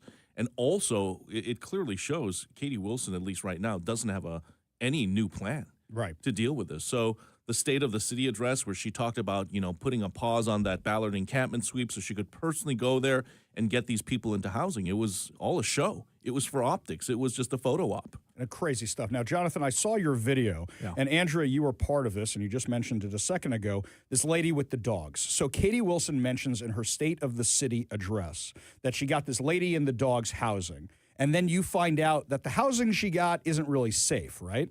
Correct. I mean, I've seen this movie so many times, dozens, if not hundreds, where people get housing and they are still loitering in the camps and on the sidewalks and streets. And so it did not surprise me at all. The next day, I went right to the camp, found her right where I expected her to be, in a tent, not just her, but also the other gentleman that was housed in the DESC brand new housing for life for free. They were together in the camp. And that's why it never looks better. People have housing. And I just found this out less than an hour ago. I called Jonathan to tell this. Breaking news. This is breaking. I talked to another provider who told me she actually has housing. She has housing. So, okay, this is a common problem. And this multiple housing. Right. This is Multiple a huge housing. story. So you've got, let me work through what this could be. You guys correct me any part along the way here. Somebody could be living in full apartment or hotel housing, have another tiny home or whatever it is where they're dealing drugs or whoever it is to a low barrier encampment, have a tent or an RV on the street where they're dealing drugs or a chop shop or whatever it is in an encampment. And all of this could be paid for by the city. There's a term like renting your space. So she might have a space somewhere in King County throughout the city, or it's abandoned because, we show you guys these videos of apartments become uninhabitable from roaches, rats, hoarding. She's just abandoned whatever housing she already had. I just found this out from another provider who not only was like, I could have saved Wilson the embarrassment on the stage, but she goes, oh, yeah, and she actually even has housing. I mean, not just, I'm like, I can't make it up. This doesn't surprise me at all. In Georgetown, a lot of the places we know, that's their place of work, the RVs or the tents or whatever. Jonathan, we joke about you being all over the world, but you've been all over the United States covering this stuff. I assume it's the same thing in San Francisco. It's the same thing in Los Angeles. It's the same thing in Minneapolis. It's the same thing in Denver. It's the same thing in all these cities. They have figured out how to exploit the system so that they get the taxpayer money for Homeless Inc. Would you say that's correct? Well, what's interesting is that in San Francisco, Mayor Daniel Lurie has actually been red-pilled. He's a Democrat, but he is actually now listening to the providers who tell them that you have to focus on treatment and recovery first before housing first. He's listening to the providers who recognize and say harm reduction, just giving away free drug supplies, no questions asked, and enabling the people on the streets isn't working either. So San Francisco, I believe, will turn around faster than any of the other West Coast cities. In the last few minutes, we have with our friends Jonathan Cho from the Discovery Institute, Turning Point USA's Frontlines, and Andrea Suarez from We Heart Seattle. I would argue that the biggest problem facing homelessness, creating the homelessness crisis, is Homeless Inc. It's a self-fulfilling prophecy. Now, the president announced during the State of the Union the other night that J.D. Vance is going to be in charge of fraud. And as excited as I was to hear that, yes, come to Seattle, I'll give you all the information you want, I'm kind of a little jaded at this point. And Andrea, I'll start with you. Because for me, I've heard about Doge, and Doge is doing things, but it's not as big and awesome as I thought it was going to be. I've heard about the investigations into the colleges. I've heard about all this.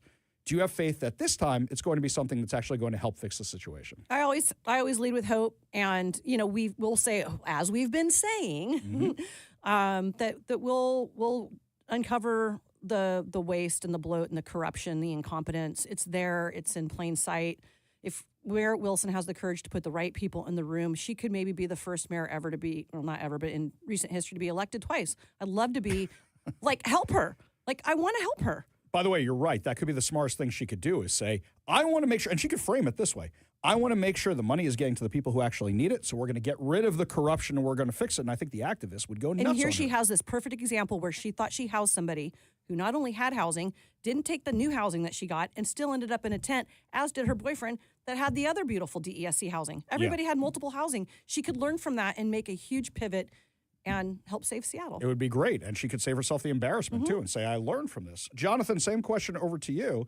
Is that the federal government's involvement? As a conservative, for me, it's hard for me to go, yes, bring in the federal government. But now I'm kind of thinking that may be the only option. Yeah, look, the president, President Trump's been in office now, the second go around for, this first year still. So we've got at least 3 years left to, turn around the ship. But I do believe that we have to start operating with a sense of urgency right now. But I am hopeful. I know for a fact that federal authorities are looking at Seattle specifically and what's happening here. So I believe in the coming months, we're going to see some movement. And what Andrea and I will continue to do is simply spotlight and show the truth of what's happening on the streets. The current plan is not working. Housing First is an epic failure. It's been tried for more than a decade. And adding to that is this harm reduction strategy that even some of our local lawmakers here in Seattle, our president of the City Council, Joy Hollingsworth, will also agree that it's insane for us to be funding this. So I think we're going to start seeing change slowly but surely. So to my friends nationally and in the other Washington who listen to the show, you have 3 willing partners here. That if you come to Seattle, we will help you. We will show you everything. We will provide documentation. We will provide pictures. We will give you everything we have from 5 years of experience to 7 to 8 years of experience here in Seattle? Going on 6.5. 6.5 to, holy cow, it's actually been 9 for me. 9 years of this here in Seattle. We are more than happy to help you guys, and we will expose everything. You have willing partners here, and we would love to make Seattle the poster child for what you can do to the U.S. and actually help people if the right resources are going to the right places. Jonathan Cho, Andrea Suarez. Let's do one time. Jonathan, how can people follow you over on social media and elsewhere? Yeah, I'm still grinding away at Discovery Institute, but follow me on social media at Choshow, ChoeShow. And Andrea, if people want to donate to We Heart Seattle and help out a homeless organization that actually helps the homeless and gets people into treatment and gets them better lives, how can they support you? Yep, WeHeartSeattle.org, 100% private funded, no red tape, no bureaucracy, all action, no talk, saving lives, saving Seattle. Jonathan Cho, Andrea Suarez, thank you so much for joining us today. We got a whole lot more to discuss as the show continues. You're listening to The Ari Hoffman Show right here on Talk Radio 570 KVI.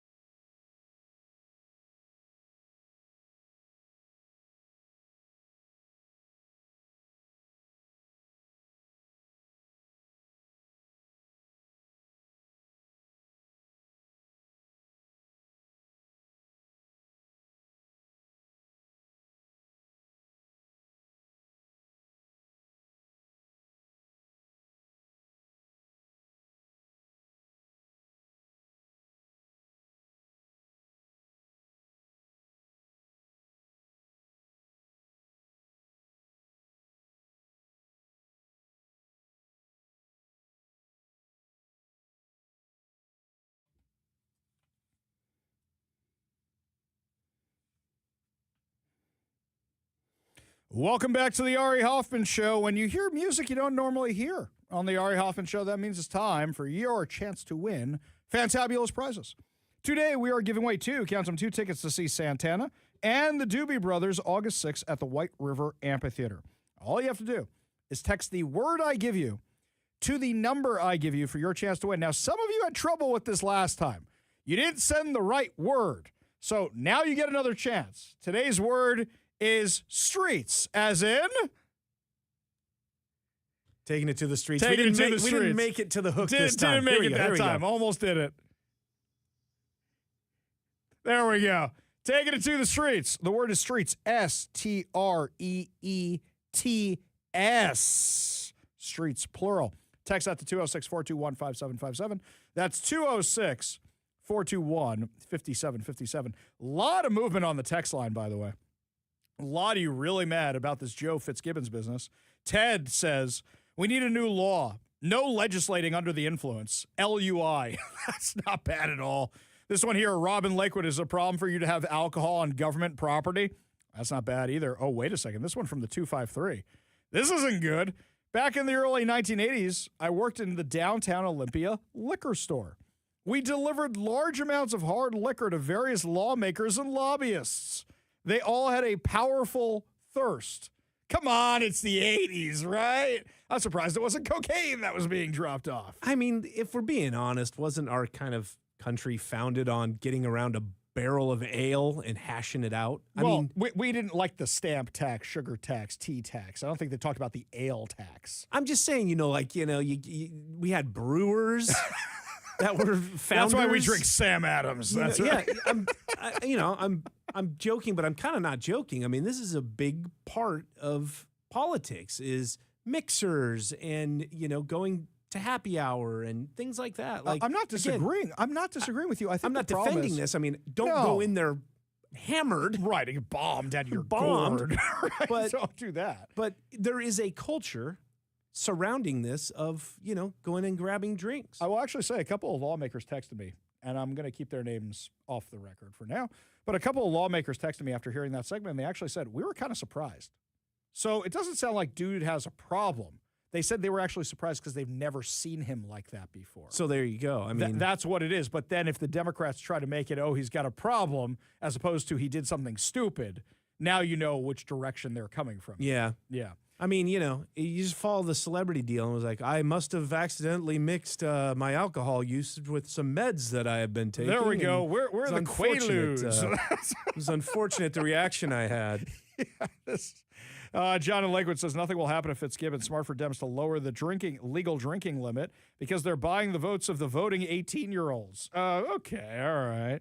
So this one here, Eric points out, hey, you said it. Was he driving himself from the bar to the Dome and back to the bar? That's an important question. I got to say, I don't think that's what it was. It looks like dude was asleep on his couch. That's what it actually looks like. It looks like somebody came in and said, Representative Fitzgibbons, you got to go to your hearing right now. He's like, what? Like, that's what this looks like from the video itself. Was that the right sound effect for it? Yeah, you all know who hasn't? Who hasn't had that moment? Actually, somebody in the newsroom said to me, all right, Ari, was there ever a time you were drunk where you shouldn't have been? And I go, according to my wife or according to me? That's the first thing you got to say, right? Now, let's be real. And Mike used to talk about this all the time. The first time we did the Republican election night party. Yeah. When I didn't know the power of radio, and I said, "Yeah, bring me a scotch when you come." You had like a table of scotch at that point, just like glasses. It was bad, and I felt like I had and at one point, like Zach is like taking them away, like no more for you, sir. I went back and listened to the broadcast. Sounds perfectly fine. I would say that was really the only time it was ever anything like that. And I learned my lesson the hard way. I mean, at State of the Union, I think I had one old fashioned with dinner. Back on air, and then Jeff brings Brandy a drink, John a drink, and me a drink. Oh, wait, and then our fan of the show, he brought me a drink. Okay, yeah. I mean, I don't think that I could tell that anyone was out of control. Nobody was. No, nobody was. No, not at all. And also, these are spaced like State of the Union was 2 hours long, so it was 2 hours before I had the other one right there. So, yeah, it wasn't like that at all. But, yeah, people are taking this very, very seriously, and I think they're taking it seriously just because there's a few things at play here. One, you've got a tax they really, really don't like. Two, you've got a budget they really, really don't like. And 3, you go, this person is making real decisions and they're inebriated. And they're obviously inebriated and they don't have the common sense to say, I don't feel good.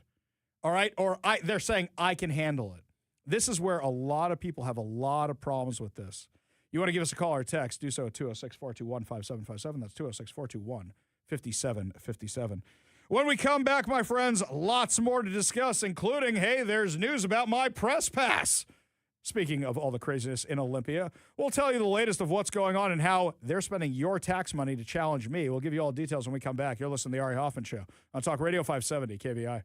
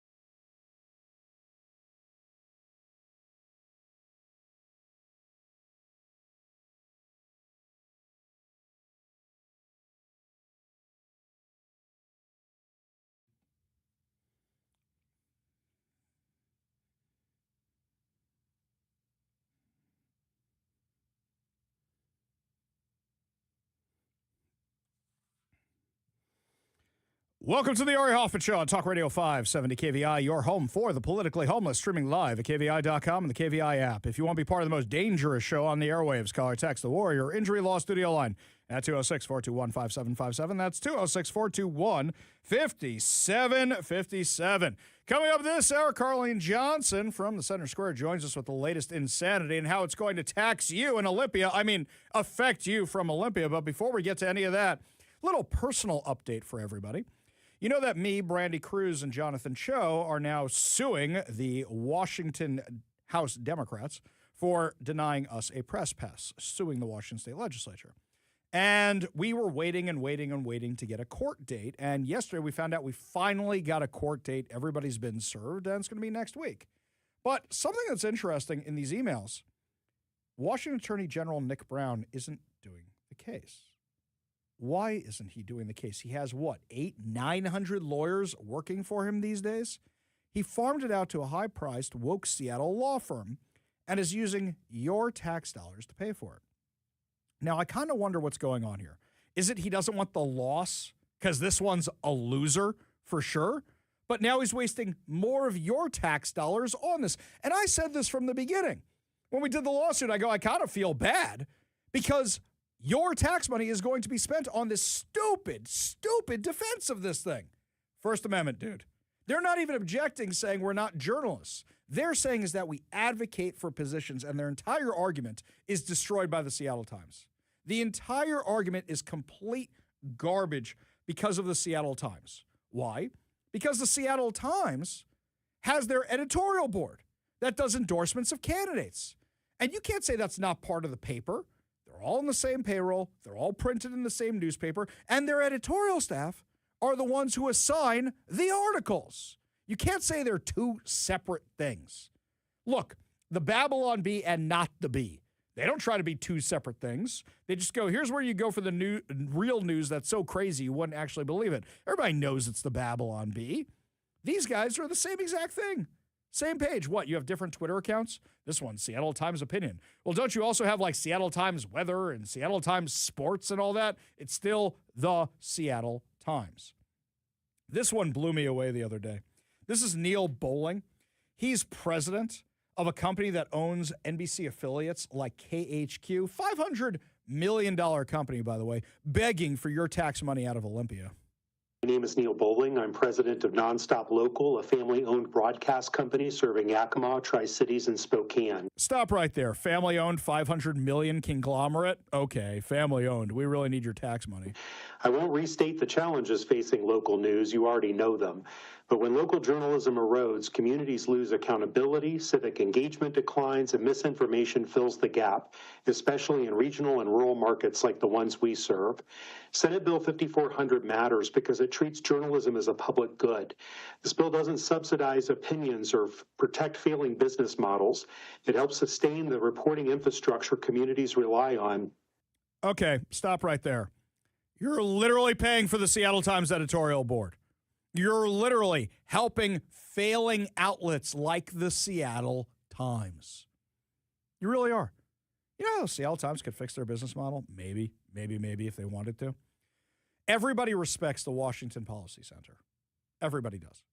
I went to the Washington Policy Center dinner this year for the first time. I was shocked by who was there on both sides of the aisle.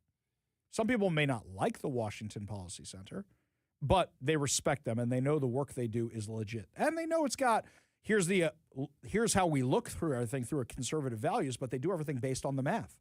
And there were lots of Democrats there. I was kind of surprised by it. Lots of Democrats at the Washington Policy Center. I guess I'd never been to their dinners before. They are very well respected. You want to give me a little something in the Seattle Times? You know what you could do?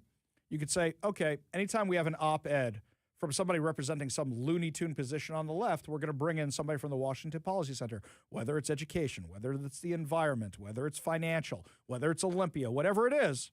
At least then you're representing multiple opinions.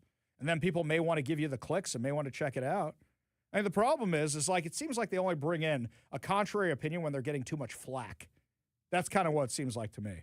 What else did this guy have to say? During elections, emergencies, and moments of public scrutiny. In our markets, local news remains the most trusted source of information, but that trust requires reporters, editors, and the resources to do the work responsibly. So what you are saying is we are bailing out failing media outlets. That's what you're saying. Otherwise, they would have the reporters and the journalists. So wait a second. You're telling me that mainstream media is doing its job? How many stories have we had to break on the show here? I think it was all the independent journalists that revealed this Joe Fitzgibbon thing. I'm seeing all the articles come out from mainstream media now. This is almost an entire day after we all had it. We all had this story last night. We all waited till this morning to post it. Mainstream media didn't have it. The lawmakers contacted us. Lawmakers contacted us because they know it would be out faster. They didn't contact the mainstream media. They want your taxpayer dollars to pay for a dying industry, which is insane. In fact, they want even more of your taxpayer dollars than that. Representative Travis Couture is one of the people working on the budget for the Republicans. He posted this last night.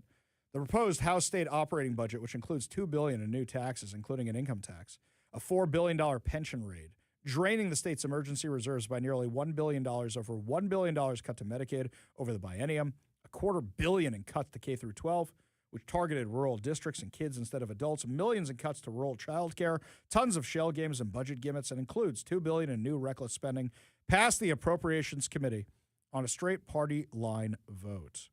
This budget does almost nothing to improve the high cost of living in the state. He posted this after the meeting where Joe Fitzgibbons was inebriated and speaking at this meeting. So he passed this thing that, once again, raids a pension fund, $2 billion in new taxes, $1 billion cut to Medicaid. Was he drunk? Well, I'd say you be the judge of that kind of thing, because you listen to this, and this is the guy who just passed this legislation. For putting forward their ideas and making sure that the operating budget that we've put forward does not forget that the people that we are working to represent, the people that we are working to lift up and support, don't always have a voice in this process, and that their voice is carried forward by the members of this body. Okay. Dude is slurring his speech. Dude's hair is all messed up. He's drunk. He's absolutely drunk. We reached out to him. We got a statement where he apologized for being drunk. Our friend Jeff Pogela over on Northwest News Radio actually had an interview with him scheduled up before all this, and towards the end of the interview asked him this. While I have you on the line, I have to ask, during an Appropriations Committee meeting Wednesday night, didn't really seem like yourself. There's been some accusations on social media. Do you care to address that? Yeah, I made a bad choice last night by choosing to drink alcohol before we were done with our work. And I'm pretty embarrassed about that and disappointed in myself. But it's not something that's going to happen again. Is this something that you've seen before in Olympia with regards to other lawmakers or staffers? I have seen lawmakers under the influence of alcohol before, and I'm not in a position to cast stones here. But this is a stressful place where a lot of people do turn to alcohol to get through the day. And that's in my experience, not a good choice. Well, maybe if you guys weren't drunk, you wouldn't be raiding pension funds. Maybe if you guys weren't drunk, you wouldn't be raiding the state's emergency reserves by nearly $1 billion. Maybe if you guys weren't drunk, you wouldn't be doing over $1 billion in cuts to Medicaid. Maybe if you guys weren't drunk, you wouldn't be passing more taxes on us when you talk about affordability all the time. Maybe if you guys weren't drunk, you guys wouldn't be about to be passing an income tax for the first time in Washington state, which is not a millionaire tax. It's going to hit everybody. I watched the video when people told me to go looking for his behavior. Representative Travis Couture said this: Republicans offered tons of amendments in committee, including shifting priorities to essentials, additional cuts, and no-cost amendments. All but one were rejected. One of the more frustrating denials was an amendment that cost $0 but would essentially allow the PIC, that's the one which is the one that cares for the drug-addicted babies, to come back. Republicans expressed deep frustration over the continued economic damage, fiscal mismanagement, and predictable outcomes of this budget. But the most frustration was over Republicans representing 3 million plus people in the state, roughly 40%, and getting 0% of the input, no seat at the table, constant denial of the basic things our constituents and districts need, then to watch it be fed to special interest, waste, fraud, and bloated state government that produces few results. This is the final insult. We are far from done. This is just the beginning. And next, we will head over to the House floor to fight it out even more. Stay tuned. This was all passed while the House Majority Leader was wasted. Speaking of waste, fraud, and abuse, by the way, while he was wasted, they passed this. And the apologies don't make up for that because they were intentionally ignoring you. You want to say you're in the supermajority, you can do what you want? Yeah, okay. But you do realize that 40% of the state is not being represented right now. And I don't mean that because of the Republicans. I mean that because the Democrats are shutting out the Republicans.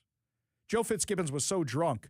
He said, I want to thank our Republican because they wanted spending. They were calling for cuts across the board. 5 minutes of that rambling, drunk nonsense. Republicans were calling for cuts and cuts and cuts. And no taxes, no taxes, no taxes, and to live within your means just like every family has to do. And the Democrats are going to make it worse, and in the process, they're going to kill the golden goose. Because all their taxes are affecting the major companies. Amazon gave up another building in Seattle so they can move more jobs over to Bellevue. And yet here in Washington, for the entire state, these idiots in Olympia, these drunken fools in Olympia, want to pass more taxes to go after more businesses, and now they want to go after your money even more so while talking about affordability. You'd have to be drunk to do the things that chase companies out of here, especially when the company said, we will leave. We will absolutely leave. You know how bad this gets? Food deserts. I love that word, food deserts. What does that mean? There's not enough grocery stores in certain neighborhoods. Well, you guys chased them out of town. You made it so hard for them to operate. They operate on very, very, very slim margins. You guys made it so hard for them to operate, they close up their shops. And now Katie Wilson is talking about, what can we do to stop them from closing? And it's never, hey, maybe we should subsidize them. No, they're an evil corporation. Not is it, oh, we could remove regulations. No, we have to add more regulations that won't allow you to close a business if you're losing money. That's their solution. Then I saw this story last night. Zoran Mamdani is asking for $70 million for his 5 free, and they're not actually free, nothing in life is free, taxpayer-funded grocery stores. Now, on the campaign trail, he said it was going to cost $60 million. We're already up to $70 million. He's asking for the city's Economic Development Corporation to be used to identify potential sites and construct 5 stores, 1 in each bureau. Now, they have a $5.4 billion budget gap, and now they want to start running grocery stores, which they're not going to make any money on because they're going to be free. Now, during his campaign, the government-operated grocery store in Kansas City, Missouri, failed. Produce rotted, shelves were left bare when operators were unable to keep them stocked. You want to do this again? Watch. I guarantee it. The next time you hear about a QFC or an Albertsons or whatever it is closing, somebody like Katie Wilson is going to have the bright idea to do a government grocery store. Just watch, guaranteed. And what's going to happen? They're going to say, look at all the tax money we're spending on this, and that's going to close too. We know that people are moving out of Washington. By the last count that I saw, 40 taxpayers a day. 40 taxpayers a day, we now have a net loss, which we've never had before in our history. Well, it's not just here. It's in New York, too. 1 in 3 New York residents plan to flee the Empire State, according to the New York Post, within the next 5 years, with most citing the cost of living and declining quality of life as their driving factors. In a landslide majority, more than 8 in 10 New Yorkers, 86%, who responded to a Marist poll. Marist is not my little black book of the right-wing media conspiracy. Believe that the state is no longer affordable for an average family, up from 82% in 2025. Now, if 8 in 10 New Yorkers think it's unaffordable, that means at least half of them had the conversation. Kevin, you remember 2 nights ago at the State of the Union dinner. I don't know if you were in the room for this. Oh, you were standing right next to me. What am I talking about? When I asked the entire room, I said, how many of you have considered moving out? And before I even finished the sentence, every hand in that room went right up. You'd have to be crazy not to consider it with all the taxes and everything they're putting on us right now. The gas prices and everything else, right? Everybody has had this conversation. According to the New York Post, those high prices fueled 40% of New Yorkers lining up to leave for greener pastures, while 21% cited quality of life, 15% said taxes, 10% said politics, according to the Marist poll. Another 7% are fed up with the weather. I hear that, by the way. With the massive snowstorms, the people who are fed up with the weather are probably also fed up with the government's handling of the weather, given what we just saw happen. The number of New Yorkers wanting to jump the state line, 33%, increased 1% from Marist' April poll, but was up 27% from 15 years ago when Governor Andrew Cuomo was at the helm in Albany. In 2024, 37% of respondents to the same pollster said they were ready to pack up and leave. That's a huge swing from 37% 2 years ago to 86%. Well, I guess we're going to be 86ing New York pretty soon, won't we? The willingness to get out of town was highlighted last year when more residents moved out of New York and New Jersey than any other state, most bound for the South and the Pacific Northwest. Oh, wait a minute. They're coming here? So the New Yorkers who are voting blue come here, and the ones who vote red go to Florida, is basically what that poll. Oh, great. So we had 1 million Californians come here. Now we're going to have the New Yorkers come here, too. Who wants more New Yorkers here? I came here to get away from New Yorkers. I like it without the New Yorkers here. Though I will say it is kind of entertaining when you go to Mariners games and there's more Mets fans in the crowd than Mariners fans. That kind of cracks me up. Haven't seen that as much recently. That's the way it used to be. In addition to the crippling cost of living, more than half of New Yorkers griped that the quality of life is getting worse, even as the city saw its safest January ever recorded last month, according to the survey. I don't believe you on that. I don't, given that hate crimes went through the roof. After the recent storms, residents were outraged as piles of dog poop littered the sidewalks like landmines and massive mountains of uncollected garbage piled up on city streets. More than half of New Yorkers are saying it's getting worse. It's getting worse and worse and worse. A shocking new survey comes as Zoran Mamdani has proposed a 9.5% property tax increase. 9.5% property tax increase. This gets me once again, what's your line? We ask this question all the time. What is your line? What is the line where you go, I'm finally out of Washington. I'm finally moving out of Seattle. I'm going to greener pastures. Let us know at 206-421-5757. That's 206-421-5757. When we come back, my friends, Carlene Johnson from the Center Square will be joining us to give us the latest updates on the insanity in Olympia and if they're doing DUI tests before people walk into hearing rooms. We'll give you all the details when we come back. You're listening to The Ari Hoffman Show on Talk Radio 570 KBI.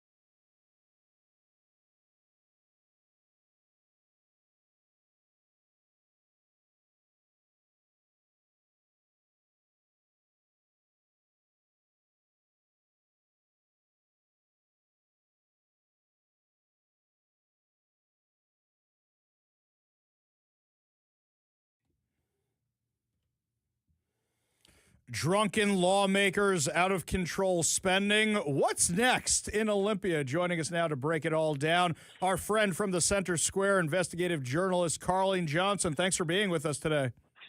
Hey, Ari. Happy 2 weeks till session's over. Well, there's a lot of bad that can still happen in there. I'm not sure how happy I am about all this, Carlene. So, Carlene, let me ask you this question. Are they doing sobriety tests before people go into hearing rooms, before lawmakers go into hearing rooms yet? Might be a new thing. Although I was listening to your show as I was driving home from Olympia when you were trying to describe the .05 and that being easier to get drunk. No, getting hit for that again. If Kevin hadn't jumped on to correct you, I was screaming so loud on my radio, you probably would have heard me in Seattle, but no. I will say, this is what I get for making fun of drunken lawmakers, because you weren't the only one who's high profile who contacted us about that. So, yes, I'm going to own that today.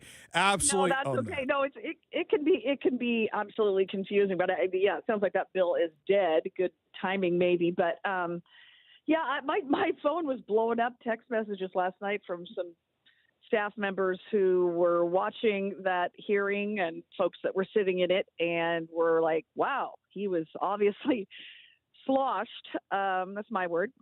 But it was pretty bad. And you've seen the video. And the good news is he owned it. He didn't try to say, I had some medication or I was overtired or whatever. It sounds like, he stepped up pretty early and sent me that same statement that, other outlets, including yours, have received about, kind of being disappointed in himself, that it won't happen again, yada, yada. But, he's got a really powerful position on that committee. And as a budget writer and, majority leader for the Democrats in the House,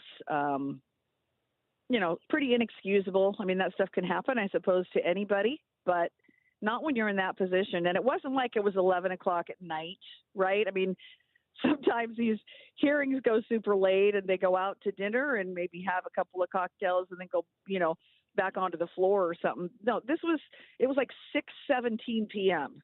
So it's when he was. Hey, it's after 5 o'clock. I'm just saying, It's always after 5 somewhere, though, Ari, isn't it? Yeah. Okay, so this is the guy responsible for the budget, Joe Fitzgibbons, the House Majority Leader. This is the guy who's been working on the budget, and he shows up to a budget hearing blitzed. That's a really bad look, especially when you say they're spending like drunken lawmakers. Well, and here's what's crazy. So apparently, partway into the hearing, and I confess, I only, went back this morning and watched from the fun part on. Mm-hmm. But early in the hearing, the chair, Tim Ormsby, called a recess because, from what I was told from other members on that committee, everybody knew he was intoxicated. And it was embarrassing. I was told at one point his head was kind of in his hands. Another point, he was like, his eyes were just darting all over the room. And I've never seen the guy without a suit coat, Ari. And he was in there in just his shirt. Yeah. Yeah, that was my first thing. I'm like, he doesn't have a jacket. His hair looks like he just rolled out of bed. This is bad. He looked like I do when I leave Olympia at the end of the day. But so that was kind of interesting. But apparently everybody knew. So the chair, Ormsby, calls a recess, and the D's all walk out. And apparently Ormsby said to a couple of the Republican members, we got to go deal with him. So they took him out of the room. They came back, but then he comes walking back in and sits back down in his seat. And at some point, obviously they're near the end when they're making final remarks, he pushes his little button to tells the chair, I want to say something. But, man, they knew it was not going to be a good look, but the chair opted to let him talk. So I guess that's on the chair. And I remind you, Tim Ormsby has his own history with DUI. They recall in 2018, he was blitzed and rolled his vehicle over into somebody's front porch. Oh, my God. And was arrested for DUI. I was told today that he is sober now, but that's interesting because wouldn't you think he's like, this is not good. I know this guy's intoxicated, even though he's the majority leader. Out of deference, should I let him speak? Probably not a good look. We've all kind of been down this road. but he opted to let him speak. So I found that interesting. Yeah, they could have just said, yeah, how about no, right? That's the first thing you could have done. But also, the guy comes wandering back in the room. Don't recognize him. I mean, there's plenty of times they don't recognize Republicans for stuff they want to talk about. Don't recognize isn't that true, them. right? Exactly. All right. Enough with the drunken legislature. That's some good stuff, though. I like the behind-the-scenes stuff. Tell us some other stuff that's going on down there that people may not be following as closely, or maybe they are following closely. What's top of your list today? Right. Well, probably item number one of everyone's radar is income tax gets another hearing, going to be exec out of committee tomorrow morning, 8 a.m. So we'll be there. That's always fun. Couple of other things I'm going to be writing on in the next day or two. I spoke today with Representative Travis Couture of Allen. He is not a happy camper because he and Josh Penner had attached a couple of amendments to one of those bills that would have actually forced some accountability for the Department of Children, Youth, and Families. This is to say, okay, we've got some obvious fraud going on here. Let's get on board this. When it passed the House, Ari, even DCYF members who came to testify supported the amendments being attached to the bill. As it passed out of the House, that was all there. Senator Claire Wilson of my own Federal Way here apparently yesterday stripped both of those amendments off of it and killed that bill completely. That's insane. So basically, there were fraud protections. The Democrats had gone along with the fraud protections, and now Senator Claire Wilson says no. I mean, there's got to be some huge pushback to this because from what I was hearing, a lot of the fraud complaints were actually coming from minority communities that go, hey, we're supposed to be benefiting off a lot of this stuff, and now we're not because of all this fraud. Can we do something about it? You're right, and they're right here in her own backyard. I'm in Federal Way. I'm her constituent, and I've spoken with her in length about this issue. Of course, she doesn't think it's a problem because she thinks I shouldn't be knocking on doors of fraudulent daycares. But so I have reached out to her office for comment to find out why she killed both of those amendments and why she – now, you remember, too, she chairs the Oversight Accountability Board, whatever name they're going to change it to, for DCYF. She chairs the group that is supposed to be holding them accountable. And here she strips these amendments out of this bill. And Couture is, well, he never holds back. Yeah. He is none too pleased. So that's one of the stories I'm going to be writing up this week. Lots of other crazy shenanigans going on. Budget stuff's going to be on the House floor all day Saturday. I'm told by a couple of members that they are going to attempt to hold some things up by reading some child fatality reviews on the House floor. The worst of the worst. It probably will be ugly things to hear, but it's an opportunity to expose this stuff because they're not getting to bring these things up in public hearings. So they're going to do it on the House floor on Saturday. So we're going to be all over that as well. Yeah, and of course they're having this hearing on Saturday, so less people are paying attention to it with the weekend going on. Some of us have nothing else to do. This is why I'm glad I get Saturdays off. Carlene Johnson, investigative journalist for the Center Square, the one who's been covering Olympia all session. Thank you so much for joining us today. And if they start doing the LUI test, legislatures under the influence, tell us right away. I'd love to see what they have them do, walking the lines of the hallway. Yeah, appreciate the call. Appreciate you being part of the show. Lots more to discuss as the show continues, my friends. Public safety is top of people's minds in Olympia. Which bad bills are dead? Which ones are here to stay? Which ones might become law? I'll tell you all about it when we come back. You're listening to the Ari Hoffman Show on Talk Radio 570 KVI.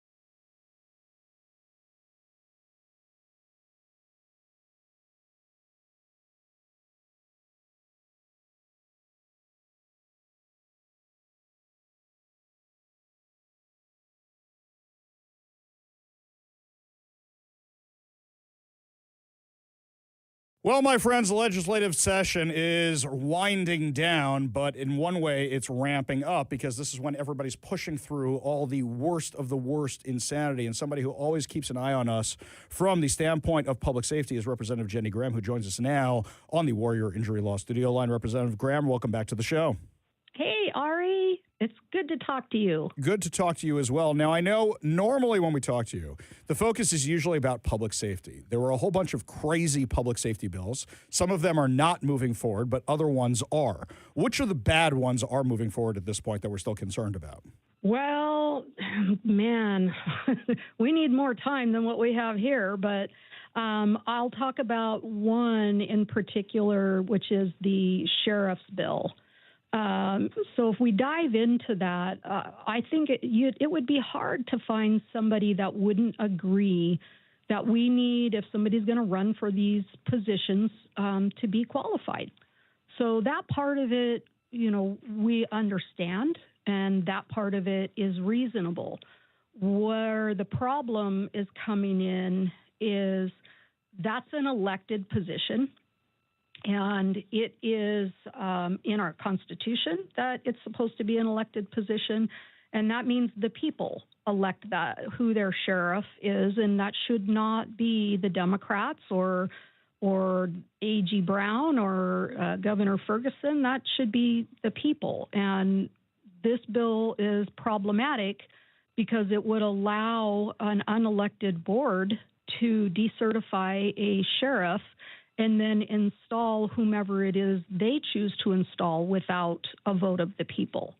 And also there's already a mechanism there that if a sheriff does something wrong, and, don't get me wrong, if somebody gets elected and they've been dishonest, stolen, killed somebody, no, we don't want somebody in that position, but we also have a mechanism for that as well. If the people are not happy about the sheriff that they've elected, there is an opportunity for them to recall that sheriff. And that leaves it with the people. That doesn't leave it in the hands of one-party state individuals that are making that decision. And just so people know just let me stop you for 1 second there. The perfect example of this, to prove exactly everything you're saying, is what happened in King County. They replaced, the King County voted for this even to take the vote away from themselves, and then you get an elected official who won't enforce homeless encampments, right? Well, that is my point exactly. And I think that's where we're going with a few more bills that are connected to this. There are a few bills that would allow the Attorney General to have more power than what he does right now. And with the power that he has, he's already not doing his job. He should be investigating the fraud and stuff going on, which he refuses to do, but he is instead seeking to gain power where he can circumvent law enforcement. And because this is civil, he won't be under the same rules as what law enforcement is if they, where they have to get a warrant for something. He won't have to. And it's scary when you think about the kind of power that this would allow him to have, and no accountability. Because, we've had some committee hearings where I asked the questions about this. Who is it that holds the Attorney General accountable if he does something, that he shouldn't? Well, it's not the Bar Association. We've already seen that. And it is definitely not the Supreme Court here. They haven't stepped in to do anything either. And I pointed out, what happened during COVID. We saw that office being abused. Power and trust was being abused during COVID to go after individuals and to go after businesses. And, when you start looking at this from the 10,000-foot level, each one of those bills, what they do separately, and then you look at them connected, okay, now I want you to consider that there's another bill that we have, which is moving forward to allow illegal foreign nationals to become police officers, prosecutors, firefighters. Now imagine one of these individuals gets elected as sheriff, or gets, installed as a sheriff. That definitely is going to be problematic. I mean, I'm remembering my own Sheriff Ozzie during COVID when he refused to be the mask police. I think he was doing the best job that he could during that time, but he was also standing up for people's constitutional rights, which is what their job is. And I see this bill as being problematic because it would have allowed them to remove him. So, then we have somebody like the Attorney General who not only are they able to step in and start investigating, they can slap a gag order on you so that you can't even tell anybody what it is that's happening, right? And anybody next to you, anybody associated with you can go through the same thing. So this is unchecked power, which I believe is dangerous the way that this is set up. This is absolutely not something that should be happening. And let's take it a little bit further. Let's also look at the fact that the Attorney General's office has been absolutely instrumental in defund the police, the war on law enforcement. They're the bad guys all the time, and the lawsuits and stuff against them. So we're dead last in the entire nation for police officers per capita, and that's a huge reason why. So now we've got the Attorney General coming back saying, well, we don't have enough police. We need to be able to step in and help you. Well, what they're doing is they are acting, so they want to hold police accountable, but they want to step in and be law enforcement too. Yeah, and what's crazy to me is that you can't have it both ways. You can't. And in addition to that is that they're saying, well, wait a minute, we don't want ICE agents to conceal their identity to save them from the radical activists, but we want to be able to conceal all these random investigators, we don't even know who they are, from us. We're trying to conceal public records from us, and then they claim we're subverting democracy and they want to take away our votes. Anything that they claim that we are doing, it seems exactly what they're doing. Representative Jenny Graham, appreciate you joining us today and keeping an eye on all of this and warning all of us about this. I always go to you when there's a public safety question because I know you're going to have the answer. Thank you. Always a pleasure. We got a whole lot more to discuss as the show continues. You're listening to the Ari Hoffman Show on Talk Radio 570 KVI.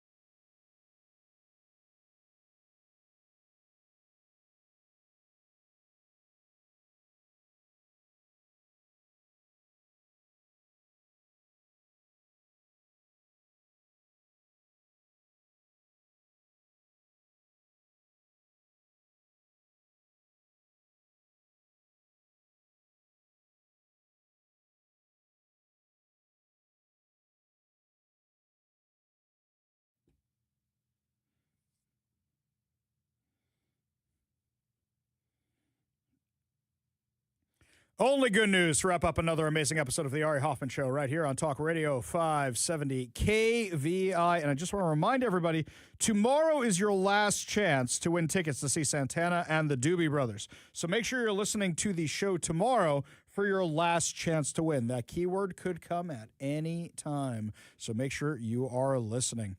This one here from Fox News. One Florida sheriff's office is giving new meaning to the phrase protect and serve, one treat at a time. The Orange County Sheriff's Office has turned $90,000 seized from convicted drug dealers into an unexpected community tool. An ice cream truck now roaming local neighborhoods, handing out free treats and helping officers build bonds with kids. Orange County Sheriff John Mina said the idea grew out of the department's obligation to reinvest forfeited funds back in the community.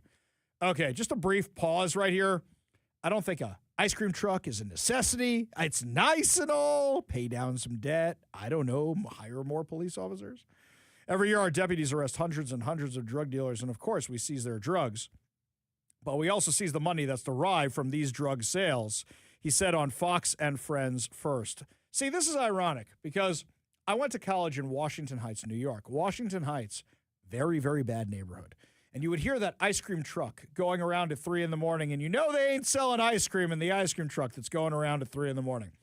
Very embarrassing story, though. This one was kind of funny. So my wife and I are in the car with my father-in-law, and we're reminiscing because we went to the same college. And my wife pipes up from the back of the car, and she goes, yeah, that ice cream truck's so annoying. He goes, what are you doing up there at 3 in the morning? That was kind of entertaining when he did that one. That was kind of funny. Anyway, so through our state and federal forfeiture laws, we're able to purchase training and equipment for our deputies, but some of that money is mandated by law, has to be put right back in the community for crime prevention programs and drug prevention programs, kids mentoring programs, and what better way to build trust and engage our youth than having our cops drive around in an ice cream truck. He said the ice cream was chosen intentionally as a way to draw children to deputies in a setting that feels positive and non-threatening, especially in neighborhoods where law enforcement interactions are often associated with arrests, handing out tickets, or handling emergencies. He said, here they see us in a positive light. We're handing out free ice cream, we're talking with them, we're joking around with them. And it's just a nice, light way to engage with our kids. By the way, this is actually how you do it.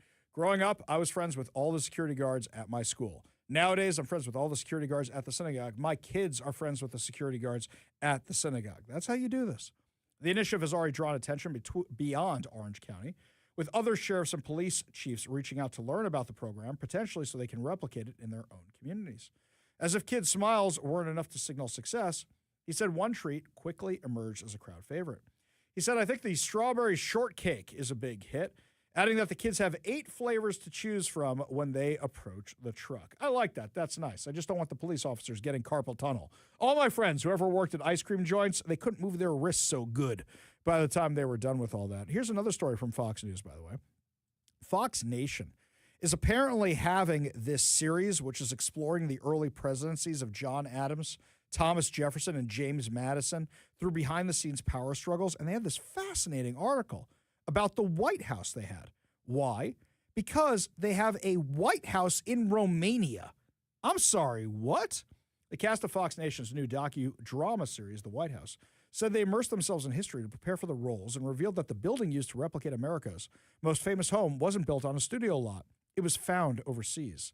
The series was shot in Romania, where the team discovered a property that evoked the earliest version of the White House. Actor Gavin Mitchell said Sunday in a Fox and Friends interview.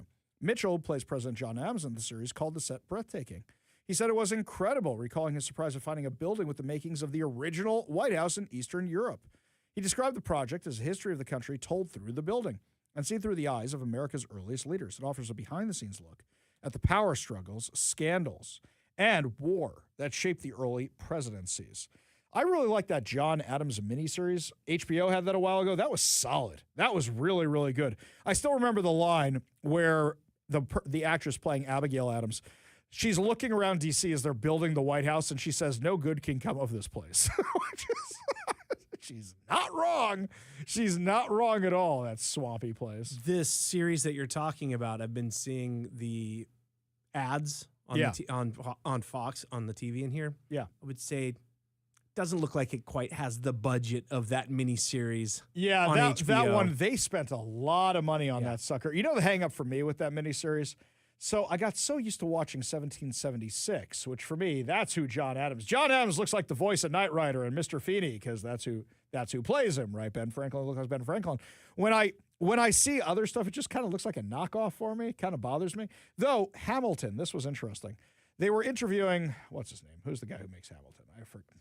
We've already forgot. Well, I forgot. I know, mean, like, that's what he's going to be known for at this point. Yeah, He's tried other things. all the theater people are yelling at the top of that. They're yelling at their radio now. Hoffman, you call yourself a theater kid.